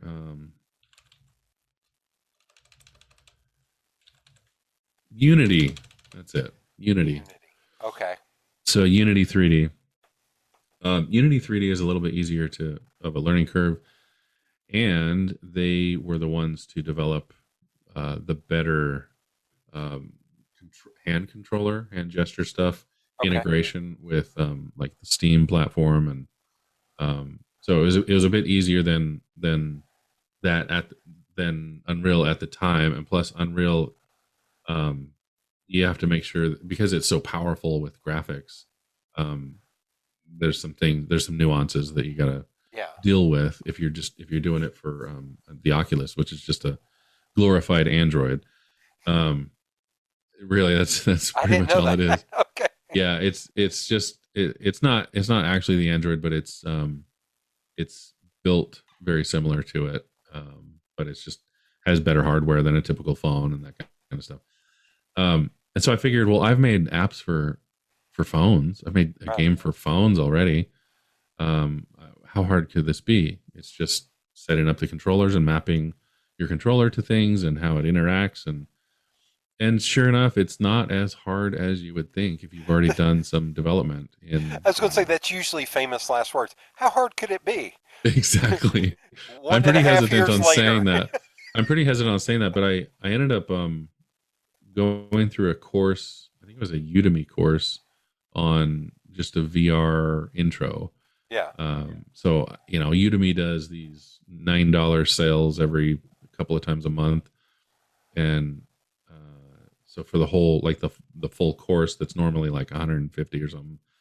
So I spent $10 on the course, got a couple of resources from the Unity store, um, like some models and some graphics and stuff like that. And I figured, well, let's just start building. I've got a wall texture. Let's see if I can build a castle, and so I ended up just playing around with that and doing things. And I thought this is actually really cool. And then all of a sudden it dawned on me, I already have a really good game idea for this. I play it with my kids in the house. And if I just make that virtual and then their Yeah. cousins and friends can play with them, it's cool. Like they begged me to play it when they were younger. They begged me to play it all the time. And so that's the game that I'm working on. The VR one is Okay. it's kind of like a cops and robbers type of game, but for museums. Oh God. It's interesting. It's interesting. Among Us VR is kind of similar to it. Man, so it's weird. I know little cultural touch points. So Okay. there's some of these things you say. It's like, yeah, I know that. Yeah, I know Yeah. that. I've heard about Among Us, but I still don't know. So where does metaverse fall in all of this? How do you feel about metaverse? I'm on board with it. Like Okay. I look forward to seeing what it comes to be. Hmm. Um, Obviously, the only way metaverse could even exist is if there is some sort of payment system Okay. to support Okay. it, because it's all based on hardware, and you got to pay for hardware somewhere, Yeah. whether it's in the cloud or not. You got to pay for it, and there's bandwidth and all that kind of stuff. So someone has to pay, and so the consumer is the one who pays all that. So that for me, that's the downside. Is I've looked at some of the haptic units, the chest Yeah. thing, and more of like your treadmill, your fancy treadmill that kind of maps your area and what people have been doing. But it's, to me right now, that all those peripheral, the actual integration into the feelings of the metaverse, they're kind of like a flying car to me right now. Okay. Like, you've got a bunch of guys that are trying to do it. There's no way in hell that it's going to happen anytime soon, especially with terrorism and all that kind of stuff with the flying car. Same idea applies to the metaverse. Is there's a really steep curve on your money value that someone's going to Yeah. be willing to pay for. You know, the Nintendo Power Glove. If Yes. it doesn't work really well, it Yeah. is going to flop like crazy, and it's going to ruin the market. And so I. s- I think Yeah. they have to be careful on what they're trying to offer, because it has to have a lot of value at this point in the game. So it's wild. Like my main gig right now is in insurance, and so my boss has he's third generation insurance, so he's you know 50 years ahead.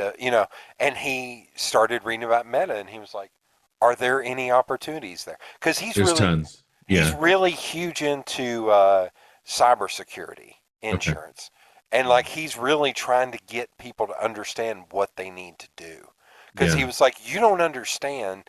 It's the same thing. Okay, so let's use your kid's business as the cinnamon rolls extraordinaire, whatever it's Right. called. Yeah. if their website goes down, if it gets hacked, they're screwed. Like they Yeah. can't take orders, they can't fulfill order, all this stuff. And he was like, guys, if you spend $5 a month in cybersecurity, we have the path to help you get back online and get, paid. Yeah. Make sure you're covered during the. He's like, I just need you to understand this. Yeah. Like, and I think about that. We're called the Maker City. We have an entrepreneur center and all this Oh, stuff cool. here. And I keep trying to get in with them and explain to them. I was like, if you're a portrait photographer and all of your stuff is done online, if you get hacked, you're screwed. Yep. You're Like done. you are done. And And it's recovery for that is, like ridiculous amounts yeah, if you can. if you can. So Yeah. he has had me because he was like, you're a lot geekier than me. Look into the metaverse. And so I did look into it and I found one weird quote from Zuckerberg. And it was right after the NFTs kind of tanked. Yeah. He was like, I think this may set us back 10 years. He was like, because, and I often think about sometimes it's also the want from the people who the buy-in. Yeah. And if, NFTs don't do good, then that might set the metaverse for the buy-in, all that. And so that's what I was telling my boss. I was like, there are opportunities and stuff now, but I don't think we're ready yet because we're an Yeah. independently owned, Yeah. 50 employee company.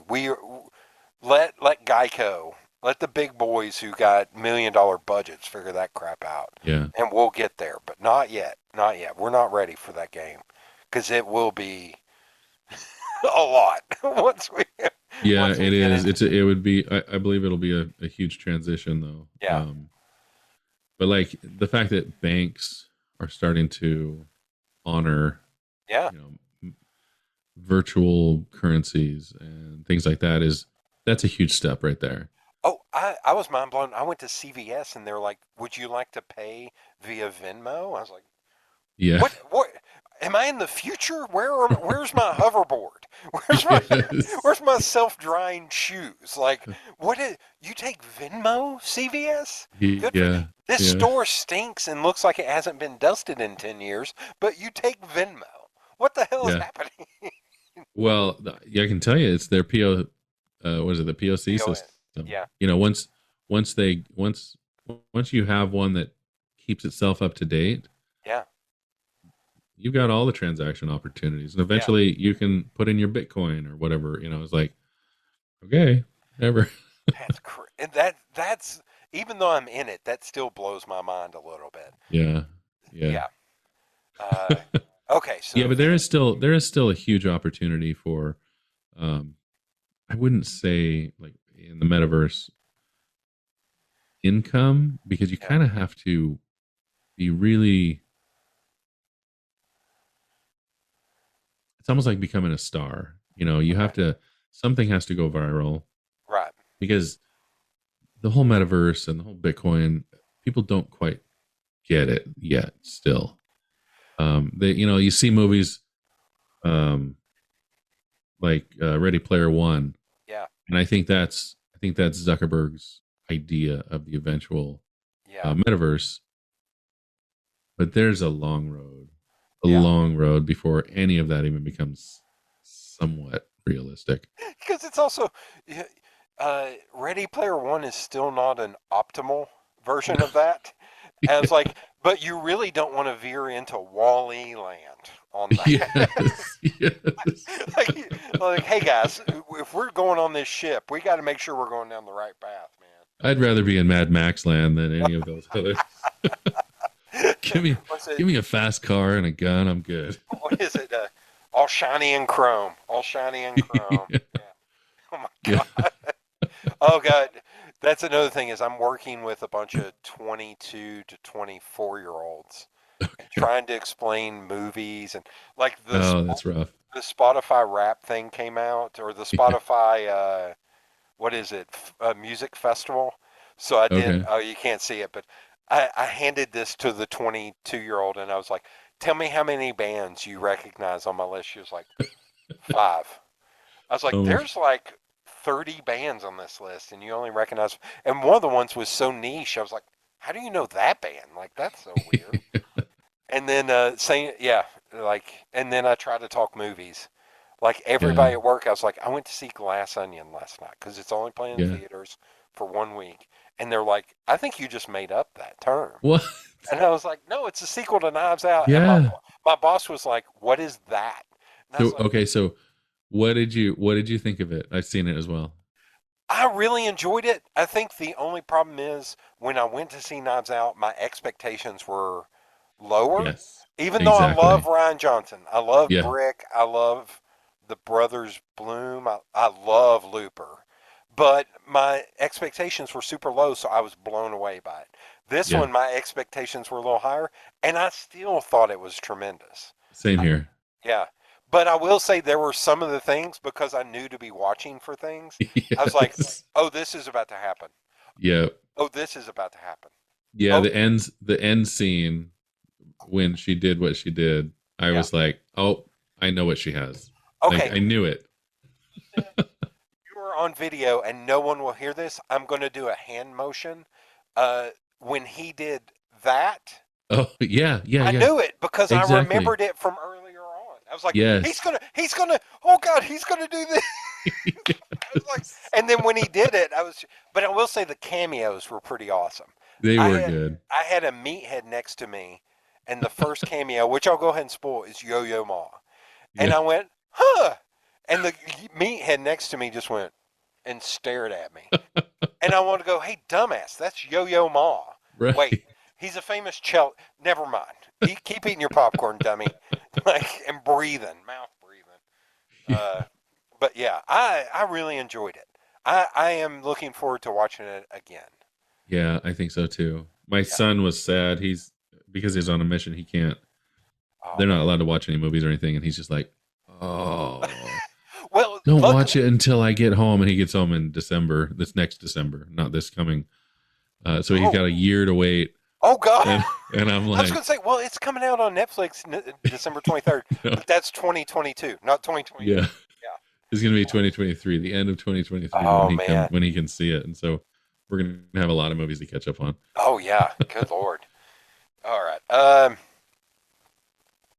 Okay. I'm trying to think if I don't think I have any more questions on VR gaming.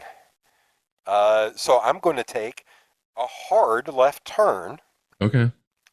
and so you let me know that you have an interesting story for Oh you, yes, you and your brother, that's right. and I'm That's not going right. to I say forgot. anything and let you tell that story Okay, because so this is. I mean, it it's I more. will tell the home listener. He prefaces with, "I swear I'm not a crazy person." That's right. Yeah. So after all that you've heard from me and all of the stuff that I've explained, you still might think I'm a crazy person, but No, it seems all logical and reasonable until now. No, I'm just kidding. yes, Sorry, that's exactly that what was a this softball. podcast is right now. So we've gone into the twilight zone now, Yeah. basically. So I'm gonna just I'll be kind of brief. But when I was about 8 years old, so I was still living in we were in Utah, Okay. in Orem. And if you know that area, Orem is right, it backs up right next to a big mountain range. Forget which range that is, but it's tall, so you can see it from anywhere, and it's very big. And I would tease my older brother, the middle child. His name was Rob. So I would just tease him about like spotlights on the, like Yeah. back then you'd have the big giant spotlights that would just shine up for, hey, we're having an event or a big rave or dance or whatever. Or a car dealership opening. Car dealerships would do it all the time. Yeah. And so I'd be like, look, Rob, it's a UFO. Now you know where the story's going. Yeah. So, Spoiler alert. and I would just like tease him and he'd always be like, shut up, just shut up. You're so stupid. So I'm like, whatever. But when you cry wolf, Yeah. and so it's about, and in Utah, it doesn't, in the summertime, it doesn't get dark until about sometimes 10, Oh wow. like Okay. fully dark, Okay. like 10:30 sometimes. And so you don't really think about, oh, it's bedtime, I'm tired. Your body isn't starting to shut down. But it was about 9:40, something like that, 9:30. And I only know that because of what happened. I had a watch on, and I remember looking at my watch thinking, what is going on? And the darkness of the sky, it wasn't so black that you couldn't see anything in it, but it was like that really dark right after the sun goes down, and a little bit darker after that, where it's a dark blue.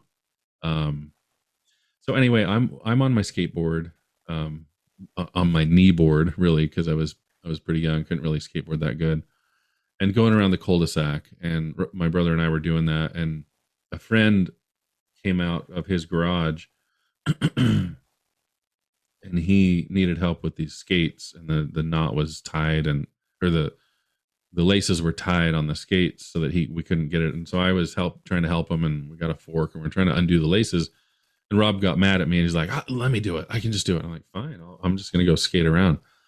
So I go around a little bit one more time, and as I'm coming back, one of the homes is watering their lawn, and so the water had kind of run across the sidewalk, and there was a couple of little pebbles and rocks. Well, the skateboard stopped on one of those, and I flew off and scraped my hands up, and I didn't know if it was blood or just water. And because it was dark, and so I walked over to a street light, trying to look at my hands up in the street light to see if it's blood or not, or just dirt and rocks. And I see this flash of light over the mountain, like a shooting star. That's kind of what it looked like, but it was bigger. Just from my peripheral vision, I was like, "What's that? Like that's not a spotlight." I was like, "That's hey Rob, Rob!" And I yell at him, and I'm like, "Come over!" And he wouldn't come over. I'm like, "Rob, Rob, Rob! I think I saw something." And I didn't want to say UFO because he'd be like, "You shut up." Yeah. So I was like, "I come here, quick! I saw something." So I don't know what he was thinking, but he got him to come over. And so at the end of if you got a cul-de-sac like this, and there's the end house. um I was about right here, and so I started skating towards him, and he started skating towards me. We were both on our knees on our skateboards, and we meet at the end of the house, the tip of the cul-de-sac, in front of it. And his eyes just dropped, like he like baseballs, Yeah. and he stopped dead in his tracks. And I was like, "What's going on?" I look, and I see this above this house, and it was like 20 feet away. This dark craft, Yeah. um, hovering over, and it stops above this house.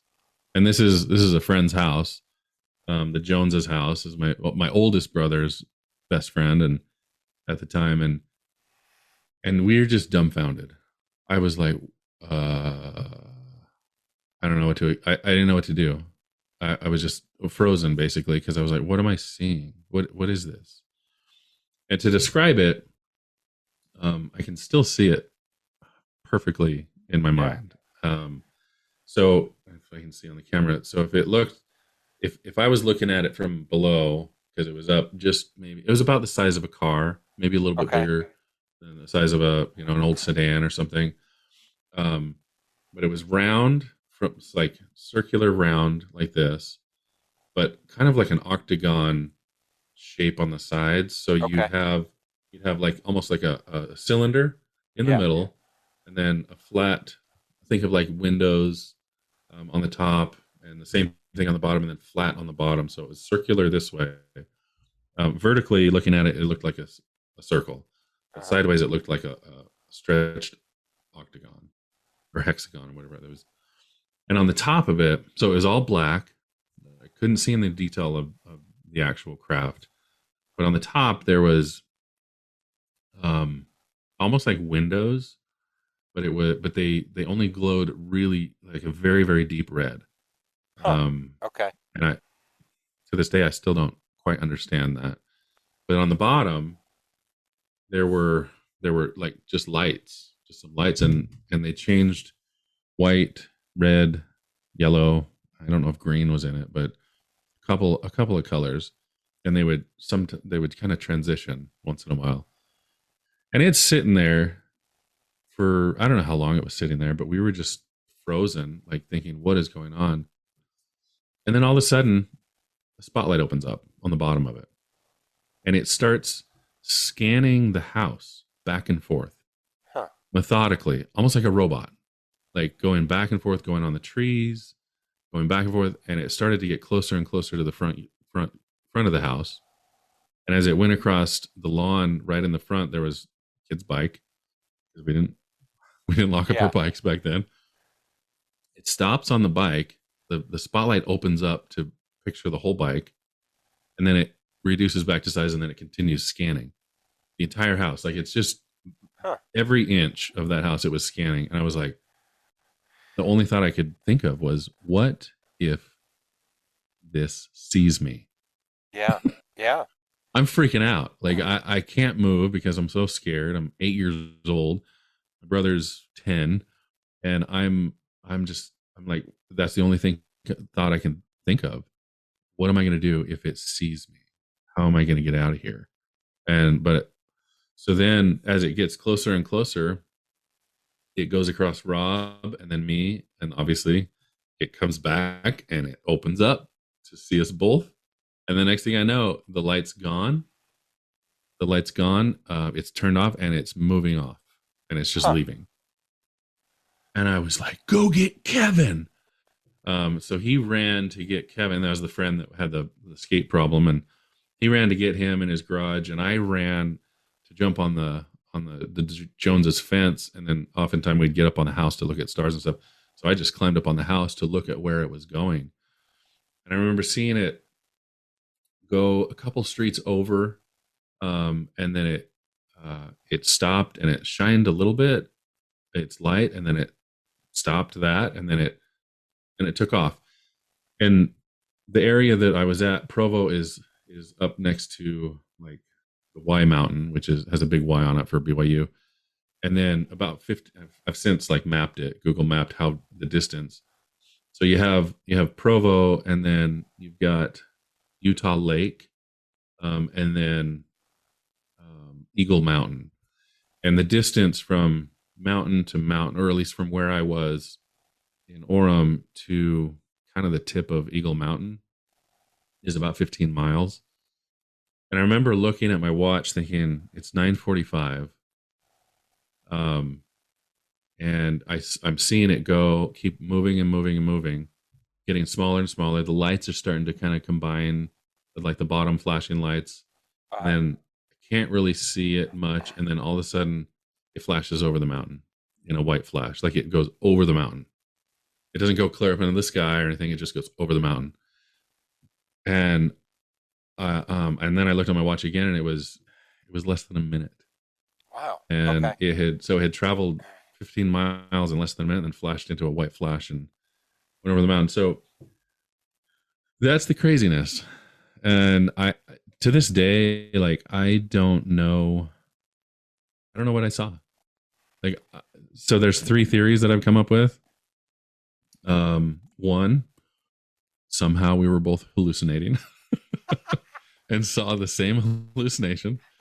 Just I'm trying to go like, So your brother remembers it exactly oh the yeah, same way, yeah, except for when he took off, he didn't get to see it yeah. move They or. jump. They did jump up on the house with Okay. me, Okay. and so they may have seen it flash over the mountain, but I don't know if they were if they knew what they were looking for, because I Right. was like, I kept my eyes on it Zoned in. almost the whole time. Um, and so that's the first first possibility, is that we're both hallucinating and it wasn't real. And the second one is it's a government project, and because it was robotic, and I didn't hear anything. I didn't hear a low hum. There was no wind. There was nothing. So it was using some other technology, obviously, to hover there. Um, but I know that we don't know every way there is to travel. I mean, Right. I've gone into Einstein's theory of relativity and all that kind of stuff, and looking at ways to travel without, a fan or a jet engine, that kind of stuff. Um, but everything that I've learned in that respect so far is that we don't have the power needed in order to create the force on an object great enough to keep it hovering in a gravitational field. So, like, for instance, the Earth has an electromagnetic field around it. And this is kind of where I've always thought, well, maybe this is the case. Yeah. The fact that I saw this red glow, okay, there's some power source in there. There's lights. There's something that's powered. It's not just magic or something. Um, so what if this thing had a huge amount of power? Somehow something we don't know about, something that was created by some government somewhere, I don't know, but what if it had this power? What is the mathematical equation that creates a force in a current and electromagnetic field? Well, it's a linear equation. So if you have enough power, a circuit that will spin a current as strong as you want it to, if there is a magnetic field nearby, it will create a force on that object, on Okay. that current. So if you have enough power, maybe you could use the Earth's magnetic field to keep something at a certain force against gravity. So now you have an anti-gravity type of facility. Not really, but like, so that's where I keep thinking, like, logically, that's the only thing that I can think of. Like, how is this thing powered? I've seen it. Like, I've seen it with my own eyes. I know we can travel differently. I just don't know how yet. And the other one is obviously like aliens, but like, that's the third option. Was I it really was it the hesitate. dude? Aliens with the big hair. Yeah. Aliens. Yeah. Yeah. So and this is interesting. Like, so I grew up LDS, and in that community and other religions as well believe this. Like we're not in that, in the doctrine of the LDS religion is that we're basically children and will eventually become able to create our own worlds and that kind of Right. stuff. That's basically the just the general basic idea of it. Um, with our families and our loved ones and that kind of stuff. And so it's all happy and go lucky at the end, you know.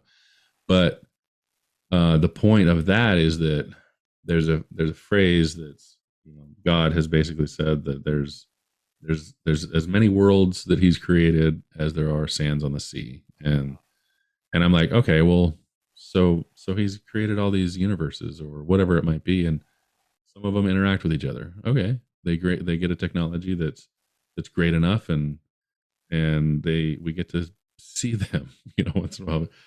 That's far fetched, you know. And I'm like, I don't know, I have no clue. That's the furthest out I'm gonna even try to think about. But I always come back to, like, it's just a government Yeah. project. So And have you looked at? You said you mapped it, but have you researched like anybody else seen anything around that time yeah, period? yeah. So I remember, none of the experiences that I've actually researched have described something that looks the same as mine, Okay. or the what I've seen, except for a Ripley's Believe It or Not episode. Huh. My brother and I were sitting there watching Ripley's, and one of the episodes, this guy describes exactly what I had seen, and we Wow. were like, "Oh my gosh, that's it!" So wait, after you saw it, did you go tell your Oh parents? yeah, okay. So yeah, that's the end. That's Oh, the second part of the story. Much quicker is, we ran home yeah. right after that, and we just explained what had happened. My parents, my mom, still to this day is like, I know you guys saw something because you both were like, it's like you saw Santa Claus, you know, or Yeah. or something, and you were so convinced that this is what you saw, and you both had the same story, and you were both just like scared and excited and couldn't stop talking about it and wondering what it was. And it was like, so she's like, yeah, I these are kids, they're not going to make up a story like this. And I don't know what they saw, but they believed us. And so, but my oldest brother, naturally, he, it was about the time when, like, the movie Blue Thunder came out. Oh, yeah, He yeah. goes, "Oh, they've got these helicopters that are silent. I bet it was one of those." I said, Adam, that's I saw the outline of it. I saw what it looks like. It was not a helicopter. I'm not a complete idiot. You know, this is what we saw. Yeah. And so he was like, well, I don't know. It could win. I'm like, look, I don't care what your opinion is. I know with what my own eyes I saw, and Oh I'm my God. sticking to it. So he's since like not said anything, but Oh, what did your dad say? same thing. Yeah. Just like I have no idea. Like, Yeah. I don't know. He may have said something about like government, or Yeah. he's like, I don't know. It could be outer space. It could be, I don't know. But he was very not believing in that kind of stuff. So Yeah. It's it's wild because it really seems like 70s and 80s. There was so much stuff like UFO, Bigfoot, yeah, all that stuff, and then it seems like the 90s, it just all went away. yeah, Like all of a sudden, you don't hear as much. Like I now you got me thinking. I was like, man, I'm curious to why that is. There's got that to is an be. interesting idea. Yeah. But yeah, that's what I've noticed as well. Um, and I'm going to be facetious here. Yeah. It's because their technology got better, and now we can't see them. So it's so funny. I grew up reading all of the books I could out of the library on UFOs and Bigfoot, and they all scared the hell out of me and they caused me to have nightmares. Thank you for the weird dreams I'm going to have tonight because I will have weird Yes. dreams. Yeah. So the other day at work, there was a young woman and she was talking to me about like, what should I do for breakfast, to make it easier? Because I'm tired and I keep tired of I don't want to cook and all this thing about I don't want to go to Starbucks. It costs too much money, yada, yada, yada. And I was telling her, and she's like, I'm going to start going to bed earlier and waking up earlier. If I go to bed earlier, I can wake up earlier and I can. I told her some things to do that was really quick and easy. But then that night, I was like, we shouldn't have talked about this. Because now I went to bed at 1:30 and I woke up 8 times and had to look at my phone because I kept dreaming that I turned my alarms off. So you suck and I'm tired. Like, so now I'm going to have weird dreams tonight where Yes. the film Signs will become a documentary and, Yes. or Fly the Navigator will become. Well, think about Uh, that. All the movies we had from Close yeah. Encounters They're all like that. They're all through about that stuff. what is it? Fire in the Sky with D.B. Sweeney, like Okay. 1991. Yeah, That story, that was a real story. that's very Yeah, interesting. That happened in yeah, Arizona. yeah. So the guy that happened to, his last name was Flake. I don't remember his first name. So in that area is very still LDS, and Yeah. um I had a young men's instructor, like a scout leader, Mhm. and his name was Jeff Flake. And I didn't put it together until I mentioned this to him one day. And he was like, "Oh, well, my cousin, they made a movie about his experience." And I was like, "What? Yeah, Your cousin is the fire in the sky guy?" And he said, "Yeah, I mean, it wasn't as dramatic, but he said I don't really remember. He's kind of a like a distant cousin, yeah, but he remembers being in a like a I don't know family event or something with him, and he didn't know him. I think at the time when it happened, but he remembers hearing that like what they portrayed in that movie, how he was very like didn't want to talk to anybody, yeah. didn't like was just almost paranoid of all sorts of stuff for months and months and months. That's true. Like that part of the story is Huh. definitely true. But I don't know how much the actual Yeah, movie. Hollywood part of it Yeah. got added into it just to make it. Although, in watching it, it didn't seem glorified. It's weird. There's like a movie called The Mothman Prophecies that came out in the early 2000s. It was the same thing. Like this is based on a real thing. Yeah, And I don't know how much because the films weren't like crazy like Spielberg or yeah, Michael Bay. They seem like no, this still feels really grounded in reality, yeah, except for him getting like something put over his face and he couldn't, that kind of stuff. yeah, yeah. That stuff Exactly. grossed me out. That stuff, oh, That did, especially the part where, and I don't think I need to even say spoiler, but like the part where she's or he's climbing up that like the little Oh place where yeah, he was stored, almost yeah, like to die.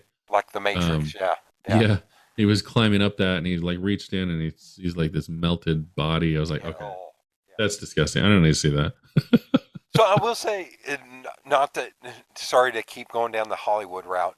I rewatched Close Encounters like 5 years ago, and and I will say during the pandemic, I had the same thing with Apocalypse, the same thing realization with Apocalypse Now, where I was like, I watched Apocalypse Now, I was like, this movie could never be made again, and Yeah, this is a brilliant, yeah, like perfect, like how they made it. Because I watched all the behind the scenes and about Brando and all this stuff, and when I watched Close Encounters like 5 years ago, I was like, this would never.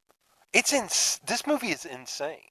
Like yeah. that they have the Francois Truffaut, the French Yep, speaking. They have so many moments of just utter silence, like, and all the stuff with him and his family, and the yeah, breakdown of that. I was like, this is brilliant. yeah, Like this is. yeah. It To, was a brilliant movie, and that's I don't remember when it came out, but I remember my brother and I were just we were enamored by the movie. I We think it's watched it. 78. I think 78. Because I think Jaws was 75, 75. Okay. I think, and it was after. It was his golden ticket film to make. Yeah. Yeah, it was pretty cool. It was amazing.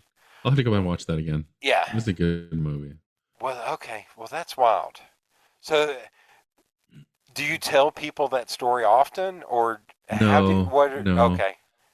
People sometimes treat me differently. I. Oh, that's the crazy guy. Stay away from him. You know? It's weird. But other people, The older I've gotten, the more I'm just like, no, no. I have no reason to not believe that. yeah, Like, there's a handful of people that are like exactly the same. yeah. That I've told here and there. Um, I do like to tell the story around a campfire because it just Oh, makes it even better. But I don't always like it. It really you just backed people into judge you. another dad story that or family story that, and Oh, we will cool. wrap up eventually. I swear. I've got Okay. some rapid fire questions for the end Okay. because I knew we would circle back around to tech. That's why you're into tech. It's they when they scanned you, they put all Yeah, the. No, I'm just kidding. Uh, I've wondered about that. Like, Before that, you were totally into sports. Like you knew the batting averages of every White Sox from yeah, 1972. Yeah. No, that's too analytical. That's too. yeah, Um, yeah. so when my uncles, my dad had two brothers, younger brother, older brother, and they served in the hairiest of hairy shit in Vietnam, and so did Okay. all their friends. Like Oh wow. they finally started telling stories when I was in high school, and it is terrifying to hear Yeah. their stories. So, uh, when I was younger, my dad told it, when I was 11, my dad was like flipping around, and Deliverance was coming on HBO. He's like, huh, it's a great movie. You need to watch this. All right, I'm going to bed. It's like midnight. So I stayed up watching Deliverance, looking out the window, just like, Oh man. where the redneck's going to come. I was 11 watching Deliverance, and Dad thought that was a good idea. So then he tells me later, he was like, yeah, your uncle went camping. His older brother, Tom, went camping up in this area called Jellicoe, and he set up his campsite, had the fire going. All of a sudden, these two guys come out of the woods, country boys, rednecks, Oh because we're city boys. We're from yeah. Knoxville, we're from the big city. And he was like, they hung around. He gave them like a beer. And then they're like, they left and they're like, well, we'll be back. And he gathered up his shit and got out of there. So that's the story I was told when I was 11. Yeah. It's about 17 or 18. My other uncle said, no, that's not what really happened. I was like, oh, what really happened? And he was like, he and I were driving to Kentucky. He's like, here's what really happened. It wasn't just your Uncle Tom. There was like four of us, four or five of us. And those two guys came out of the woods and they were carrying shotguns. And we beat the shit out of them, uh, left them there unconscious, grabbed our stuff, and drove back home. Oh my gosh. And I was like, why didn't Dad tell me that story? And I think my uncle was like, really? You think he's going to tell that to? I was like, well, he made me watch Deliverance at 11. Like, Right. why not tell me the whole story? But yeah, my uncle was like, oh yeah, we thought we were going to die, but what they didn't realize is they were dealing with 4 or 5 Vietnam vets that were Oh in peak man. physical Yeah. condition and were like Exactly. on edge already Yeah. about all that, to where they didn't kill him, You but see somebody with a gun yep. coming your way, yeah. And knowing the area and being an adult now, it's like, oh, they had a moonshine still somewhere up in there, and but instead of just coming in and saying, knowing that those guys weren't police, just saying, hey boys, y'all want some moonshine, it would have ended so much better for those 2 guys. But Jeez. because they came in there and tried to threaten them, they Yeah. got messed up. But Wow. yeah, yeah. That's a good story. So That's that's a why I messed up say story, but that's a good story. I know that's not equal to seeing a flying saucer, but it's, if I told somebody that story, they'd be like, ah, that's bullshit. It's the same thing. It's like, Yeah. no, it is not. It is not Yeah. bullshit. It is a real story, and it's That's funny cool. because it's. I was like, it was Deliverance in real life, and it was Yeah. Deliverance 5 years before Deliverance came out. like, Yes. yeah. Okay, we're Little okay. little do you know it was the actual inspiration It for was the Deliverance. inspiration. One of those rednecks was Yes. I can't pull the guy's name, James Dickey or whatever, who wrote the book. Yeah, it was him. Yeah. Yeah. Okay, so here's some quick fire questions for you, but Okay. please elaborate as much. Okay. What would you like to see more in the tech industry? Oh, that's a good question. Um,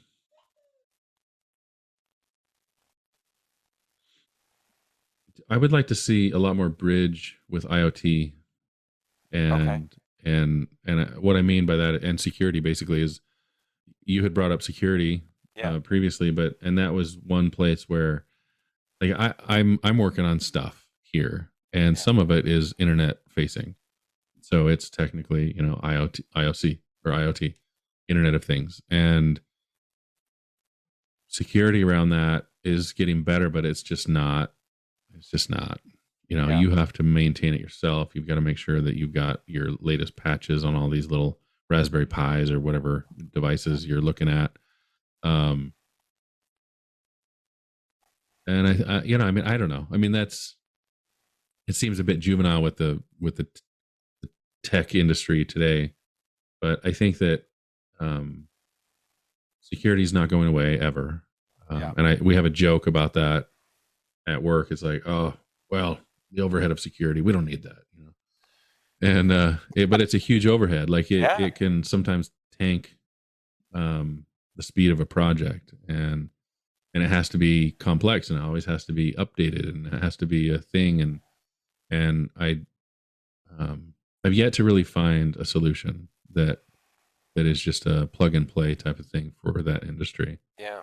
But I think once that's there, um, I think it will really help take off the interaction between IoT Okay. across the globe, and that's just not yet a thing.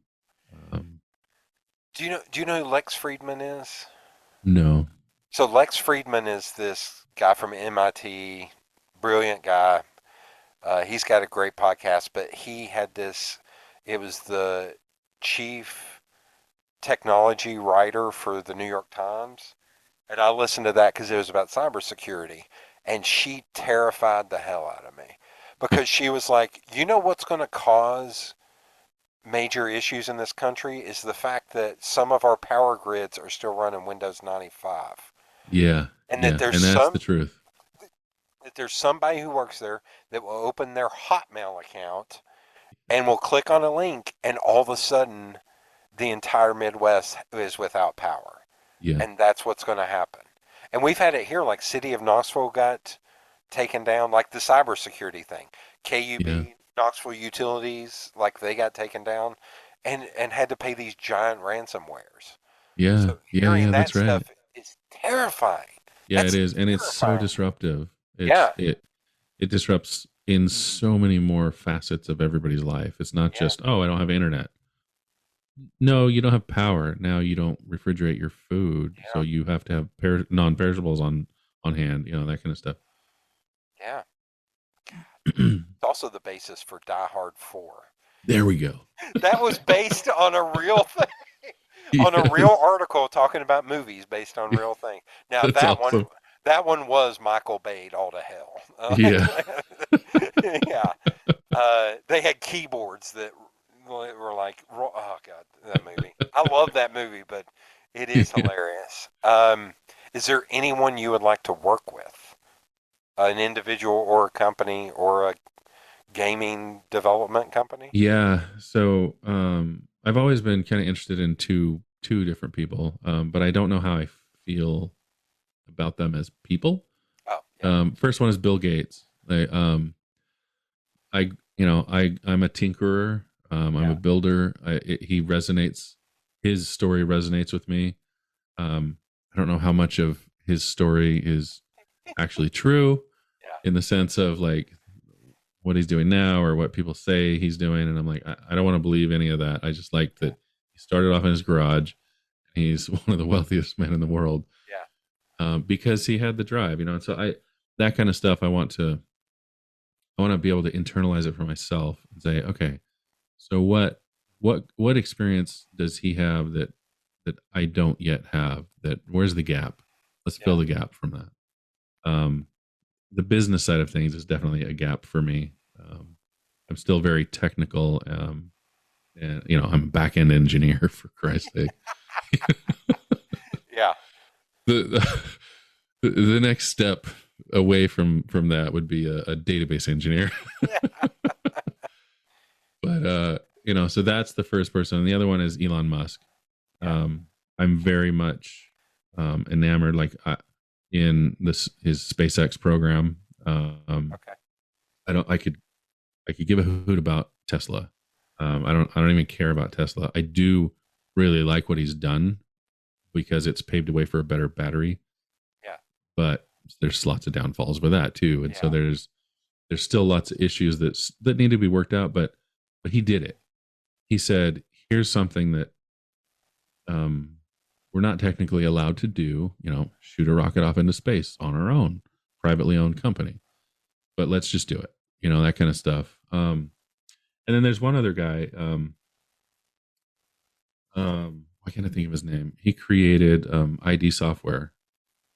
oh shoot, Let me look it up real quick. yeah, He was also the brainchild for Doom. yeah. Um, Why do I not know this why guy? can't I think of his name? John Carmack. Okay, John Carmack. So he's the kind of guy that he made a ton of money with ID software and Doom and um, that kind of platform, making headway into like true 3D environments for gaming systems. Made a ton of money, bought a Ferrari, and then he says, "This Ferrari is great, but it's not good enough." So he starts designing parts that make the Ferrari even more horsepower and okay, more fuel efficient. And some of his endeavors started to go into rocket science as well. And it was pretty cool. So I think because of the experience I had, I'm highly interested in rocket science, and just what's the possibility. So the people who have kind of made headway in that, I would really like to work with. so not to pimp my own area, but have you read the book Rocket Boys or seen the movie October Sky? Oh yeah, oh So yeah. October Sky was filmed here. I had an Oh, opportunity to go uh, be one of the football players at the oh beginning. my gosh, are you serious? And I didn't do it because I was going to school and working at Taco Yeah. Bell, again, brag. And in my life, you didn't not go to school or not go to work. So I Right. didn't skip, call out sick for school and work to go do that. Yeah, And that's I how it was for still me. kind of regret that to this day. Oh man, I that was like, that but then again, you watch the film and it's like, oh, that's like 5 seconds of the movie. That's still, but yeah. it's still been cool. The build up to it is still so impressive. It's Like it's just a his drive. yeah, it's a great book and a great movie. Yeah. Like, yeah, So cool. yeah.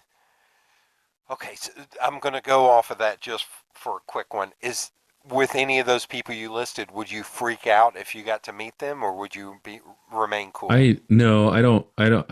Um, Status to me means nothing. Okay. Like I don't care if you're the richest person in the world or the poorest person in the world. You're a person, Okay. just like me. And I don't. So I would not like. Oh my gosh! Look who I saw. I have a bunch of friends who do that, and it just annoys me. Yeah. Oh, Oh, I saw so and so driving down, or I was at so and so in Scottsdale, and NBA player blah blah blah was there, and he's sitting right next to me at this table. I'm like, I don't really care. yeah. Did you learn something from him? What can they offer the world that's not in their career path as a I, human? And yeah. I've gotten to meet a bunch of famous people, and it's wild. Like I got to meet and ask Ken Burns a question, and that was wild because it was just like, holy shit, that's Ken Burns. But it was still like, now that was a weird one because it was like you can't talk to him, you can't all that shit, and I was like, all I want to do is shake his hand and say thanks for coming to my city, like because that's yeah. what I've done to every celebrity I've ever met is thanks for coming to Knoxville. I hope you enjoy your time here. Like, And let me go back on my answer a little bit. I okay, don't know if I've met anyone oh, okay. famous enough to make that kind of a difference to me. So the most famous person I've ever met is one of the most famous people in the world, and that is Tom Cruise. Oh, serious? He How? came here. So Regal Cinemas is based here in Knoxville. So Okay. he came here for the premiere of Jack Reacher 2. Now this is Oh, going to sound so good.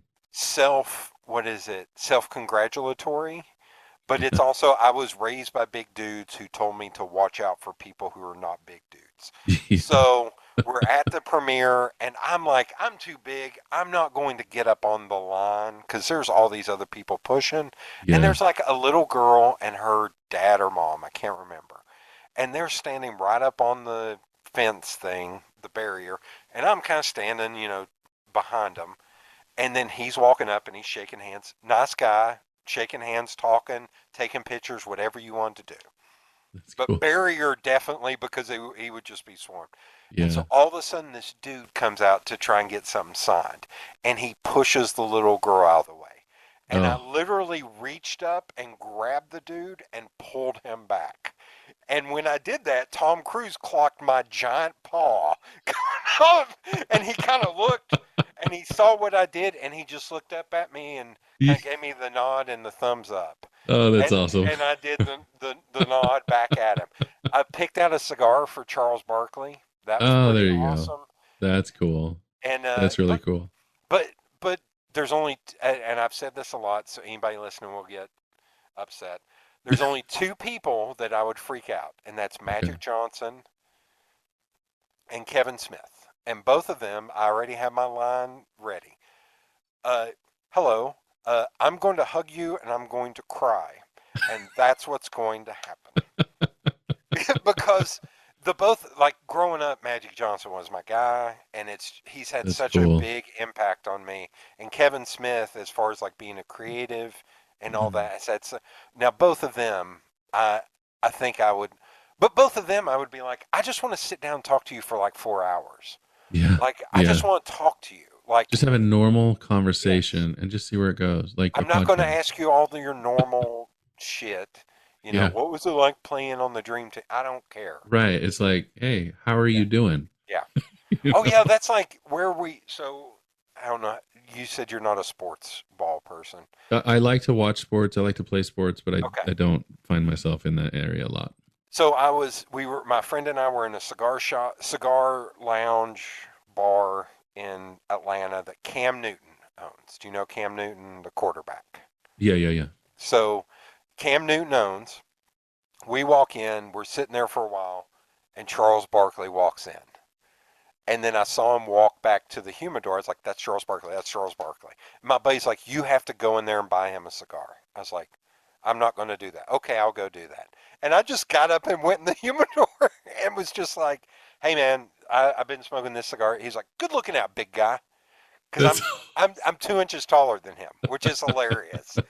Like, and then Cam Newton came in later and double checked me. Like he walked no past and then way. he looked and he was like, and then he did the head nod too. And it was so funny because it was like he probably thought it was one of his linemen. We were also the only two white dudes in that entire bar, so he was probably like, That "Are that these reminded me. are these tech people? Like, who are these? Who are these guys in sport coats in my bar, looking like idiots?" So Magic Johnson? L.A. Lakers, Yeah, first I maybe the wonder first black billionaire. when. I'm trying to think. There, I don't know if it was. No, it wasn't Magic Johnson. Um, so I remember going to DEF CON um, in Vegas with a friend. Okay, He was in cybersecurity, and he had a free ticket and yeah. a room, and I was like, hey, yeah, let's go. And I drove. It's 4 hour drive for me Oh, okay, for us, and so he jumped in my truck and we headed out there. And I'd never been to Vegas growing up the way I was. yeah, I just never been. And I was like, I'm gonna try this out. I wanna go. So so we're there, and I'm like, the one thing I want to do is go to a club. I want to go to a club. I want to experience yeah. what it's like.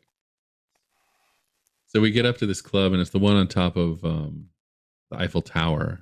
Okay, I forget what it's called, but we go up and we're up there, and I don't remember who it even was because I'm so not like I'm not a name dropper. I don't even yeah. remember names half the time for some reason. I don't know why. I can tell you all about circuits, but I can't remember names.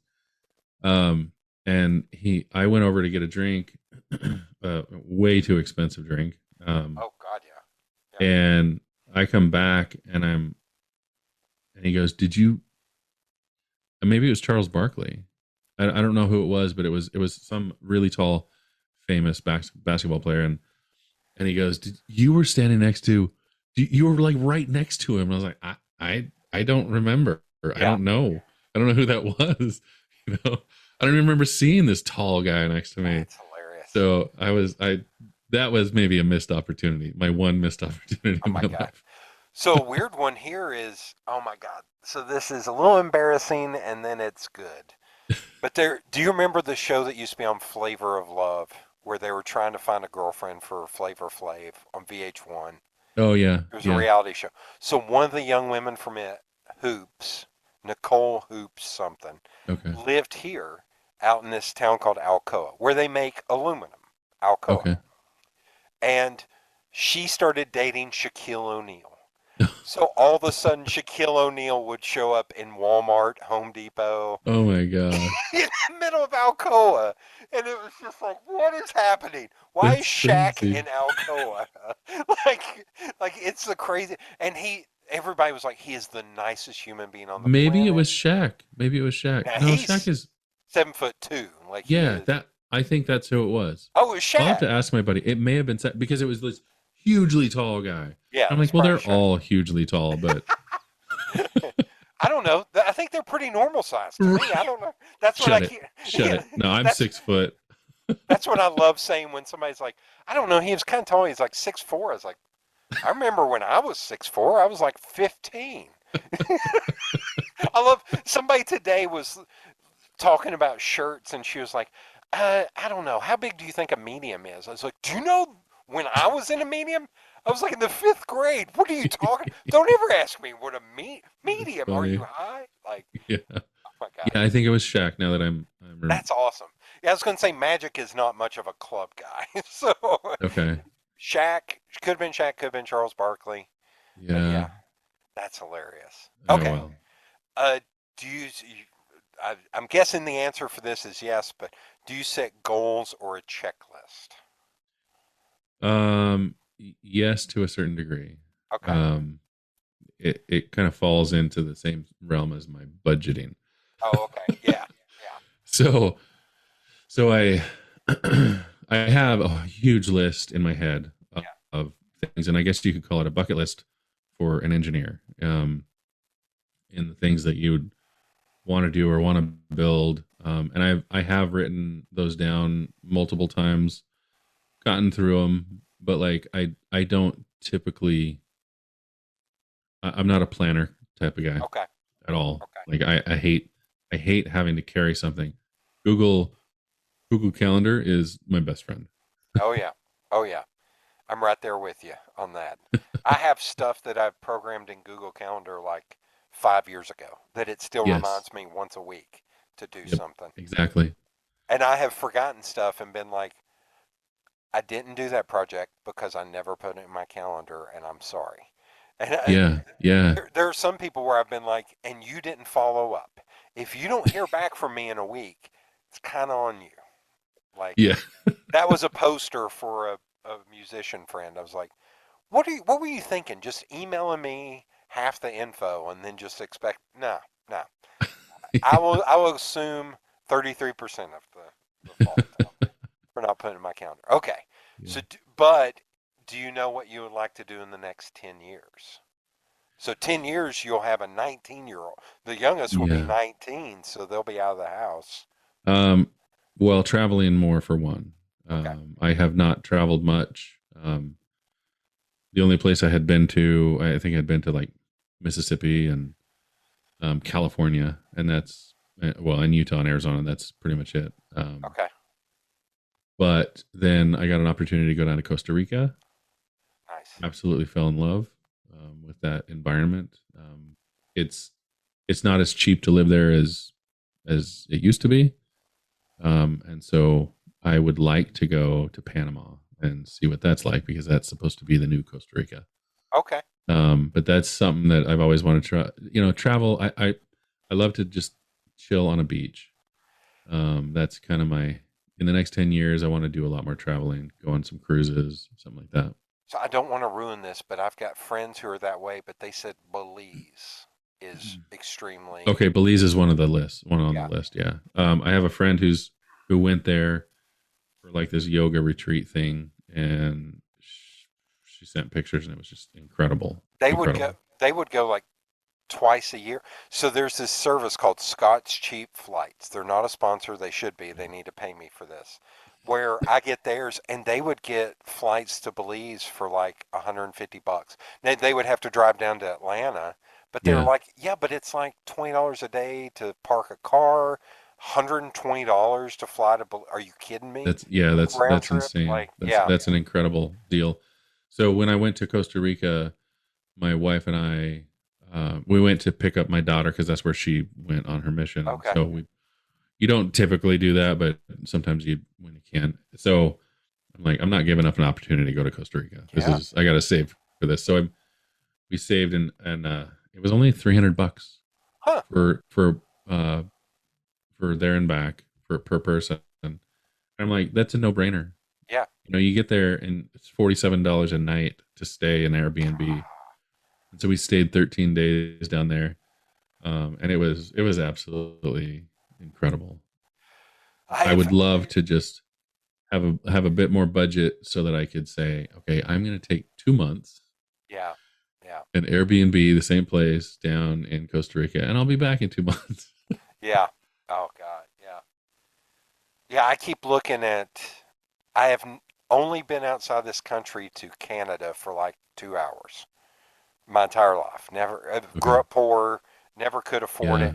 And so next year, I finally at a job. Knock on wood that I'm making decent money. I'm like, 2023 goal is to go over. So I've been looking at like Scotland and stuff, and I'm like, I can fly from Knoxville, not even drive to Atlanta or go to New York for less than $1,000 round trip. I was That's like that. awesome. It same what you Scotland said. would be the place to go. That would be amazing. Also feel like I got to ease in on English speaking because I I barely speak English well. And Go to Ireland first, and yeah, then you can get to Scotland. uh, but it's like a no brainer. Like if it's under $1,000, it's a no brainer. And I've got friends who live. I know two different people in Scotland that I can be like, I am going Oh, to that's crash on perfect. your couch. That's perfect. Yeah, for Yeah, part of this, I'm going to spend money on renting a car and traveling while I'm there. that's But yeah, cool. Yeah, that would okay, be so cool. And then so the other thing I think that I'd like to do is so okay, I keep talking about this VR games and stuff like that. So I want to have a couple of games okay, out on the market that are decent. okay. Um, and I've been waiting for some time, and I shouldn't be waiting, but to write some novels. So I've got that on my Okay. list as well. Nothing big. Nothing big. Nothing big, just massive things. My wife always tells me, she's like, "You don't do anything small." I built this tree house for my kids Oh God. in one of the big pine trees that I've got here, and it's not a small tree house. It's got your full stairs. It's painted. It's got trim. It's got windows. It's just I can't do anything small. What is it? What's the Ron Swanson quote? Never half-ass anything, son. Whole-ass everything. Yes. Something like that. Yeah. Yeah. Uh, okay. Final question, and I'll Okay. let you go after 4.5 hours. No. Uh, if you could talk to the 14-year-old version of yourself, what would you tell them? Don't do anything different.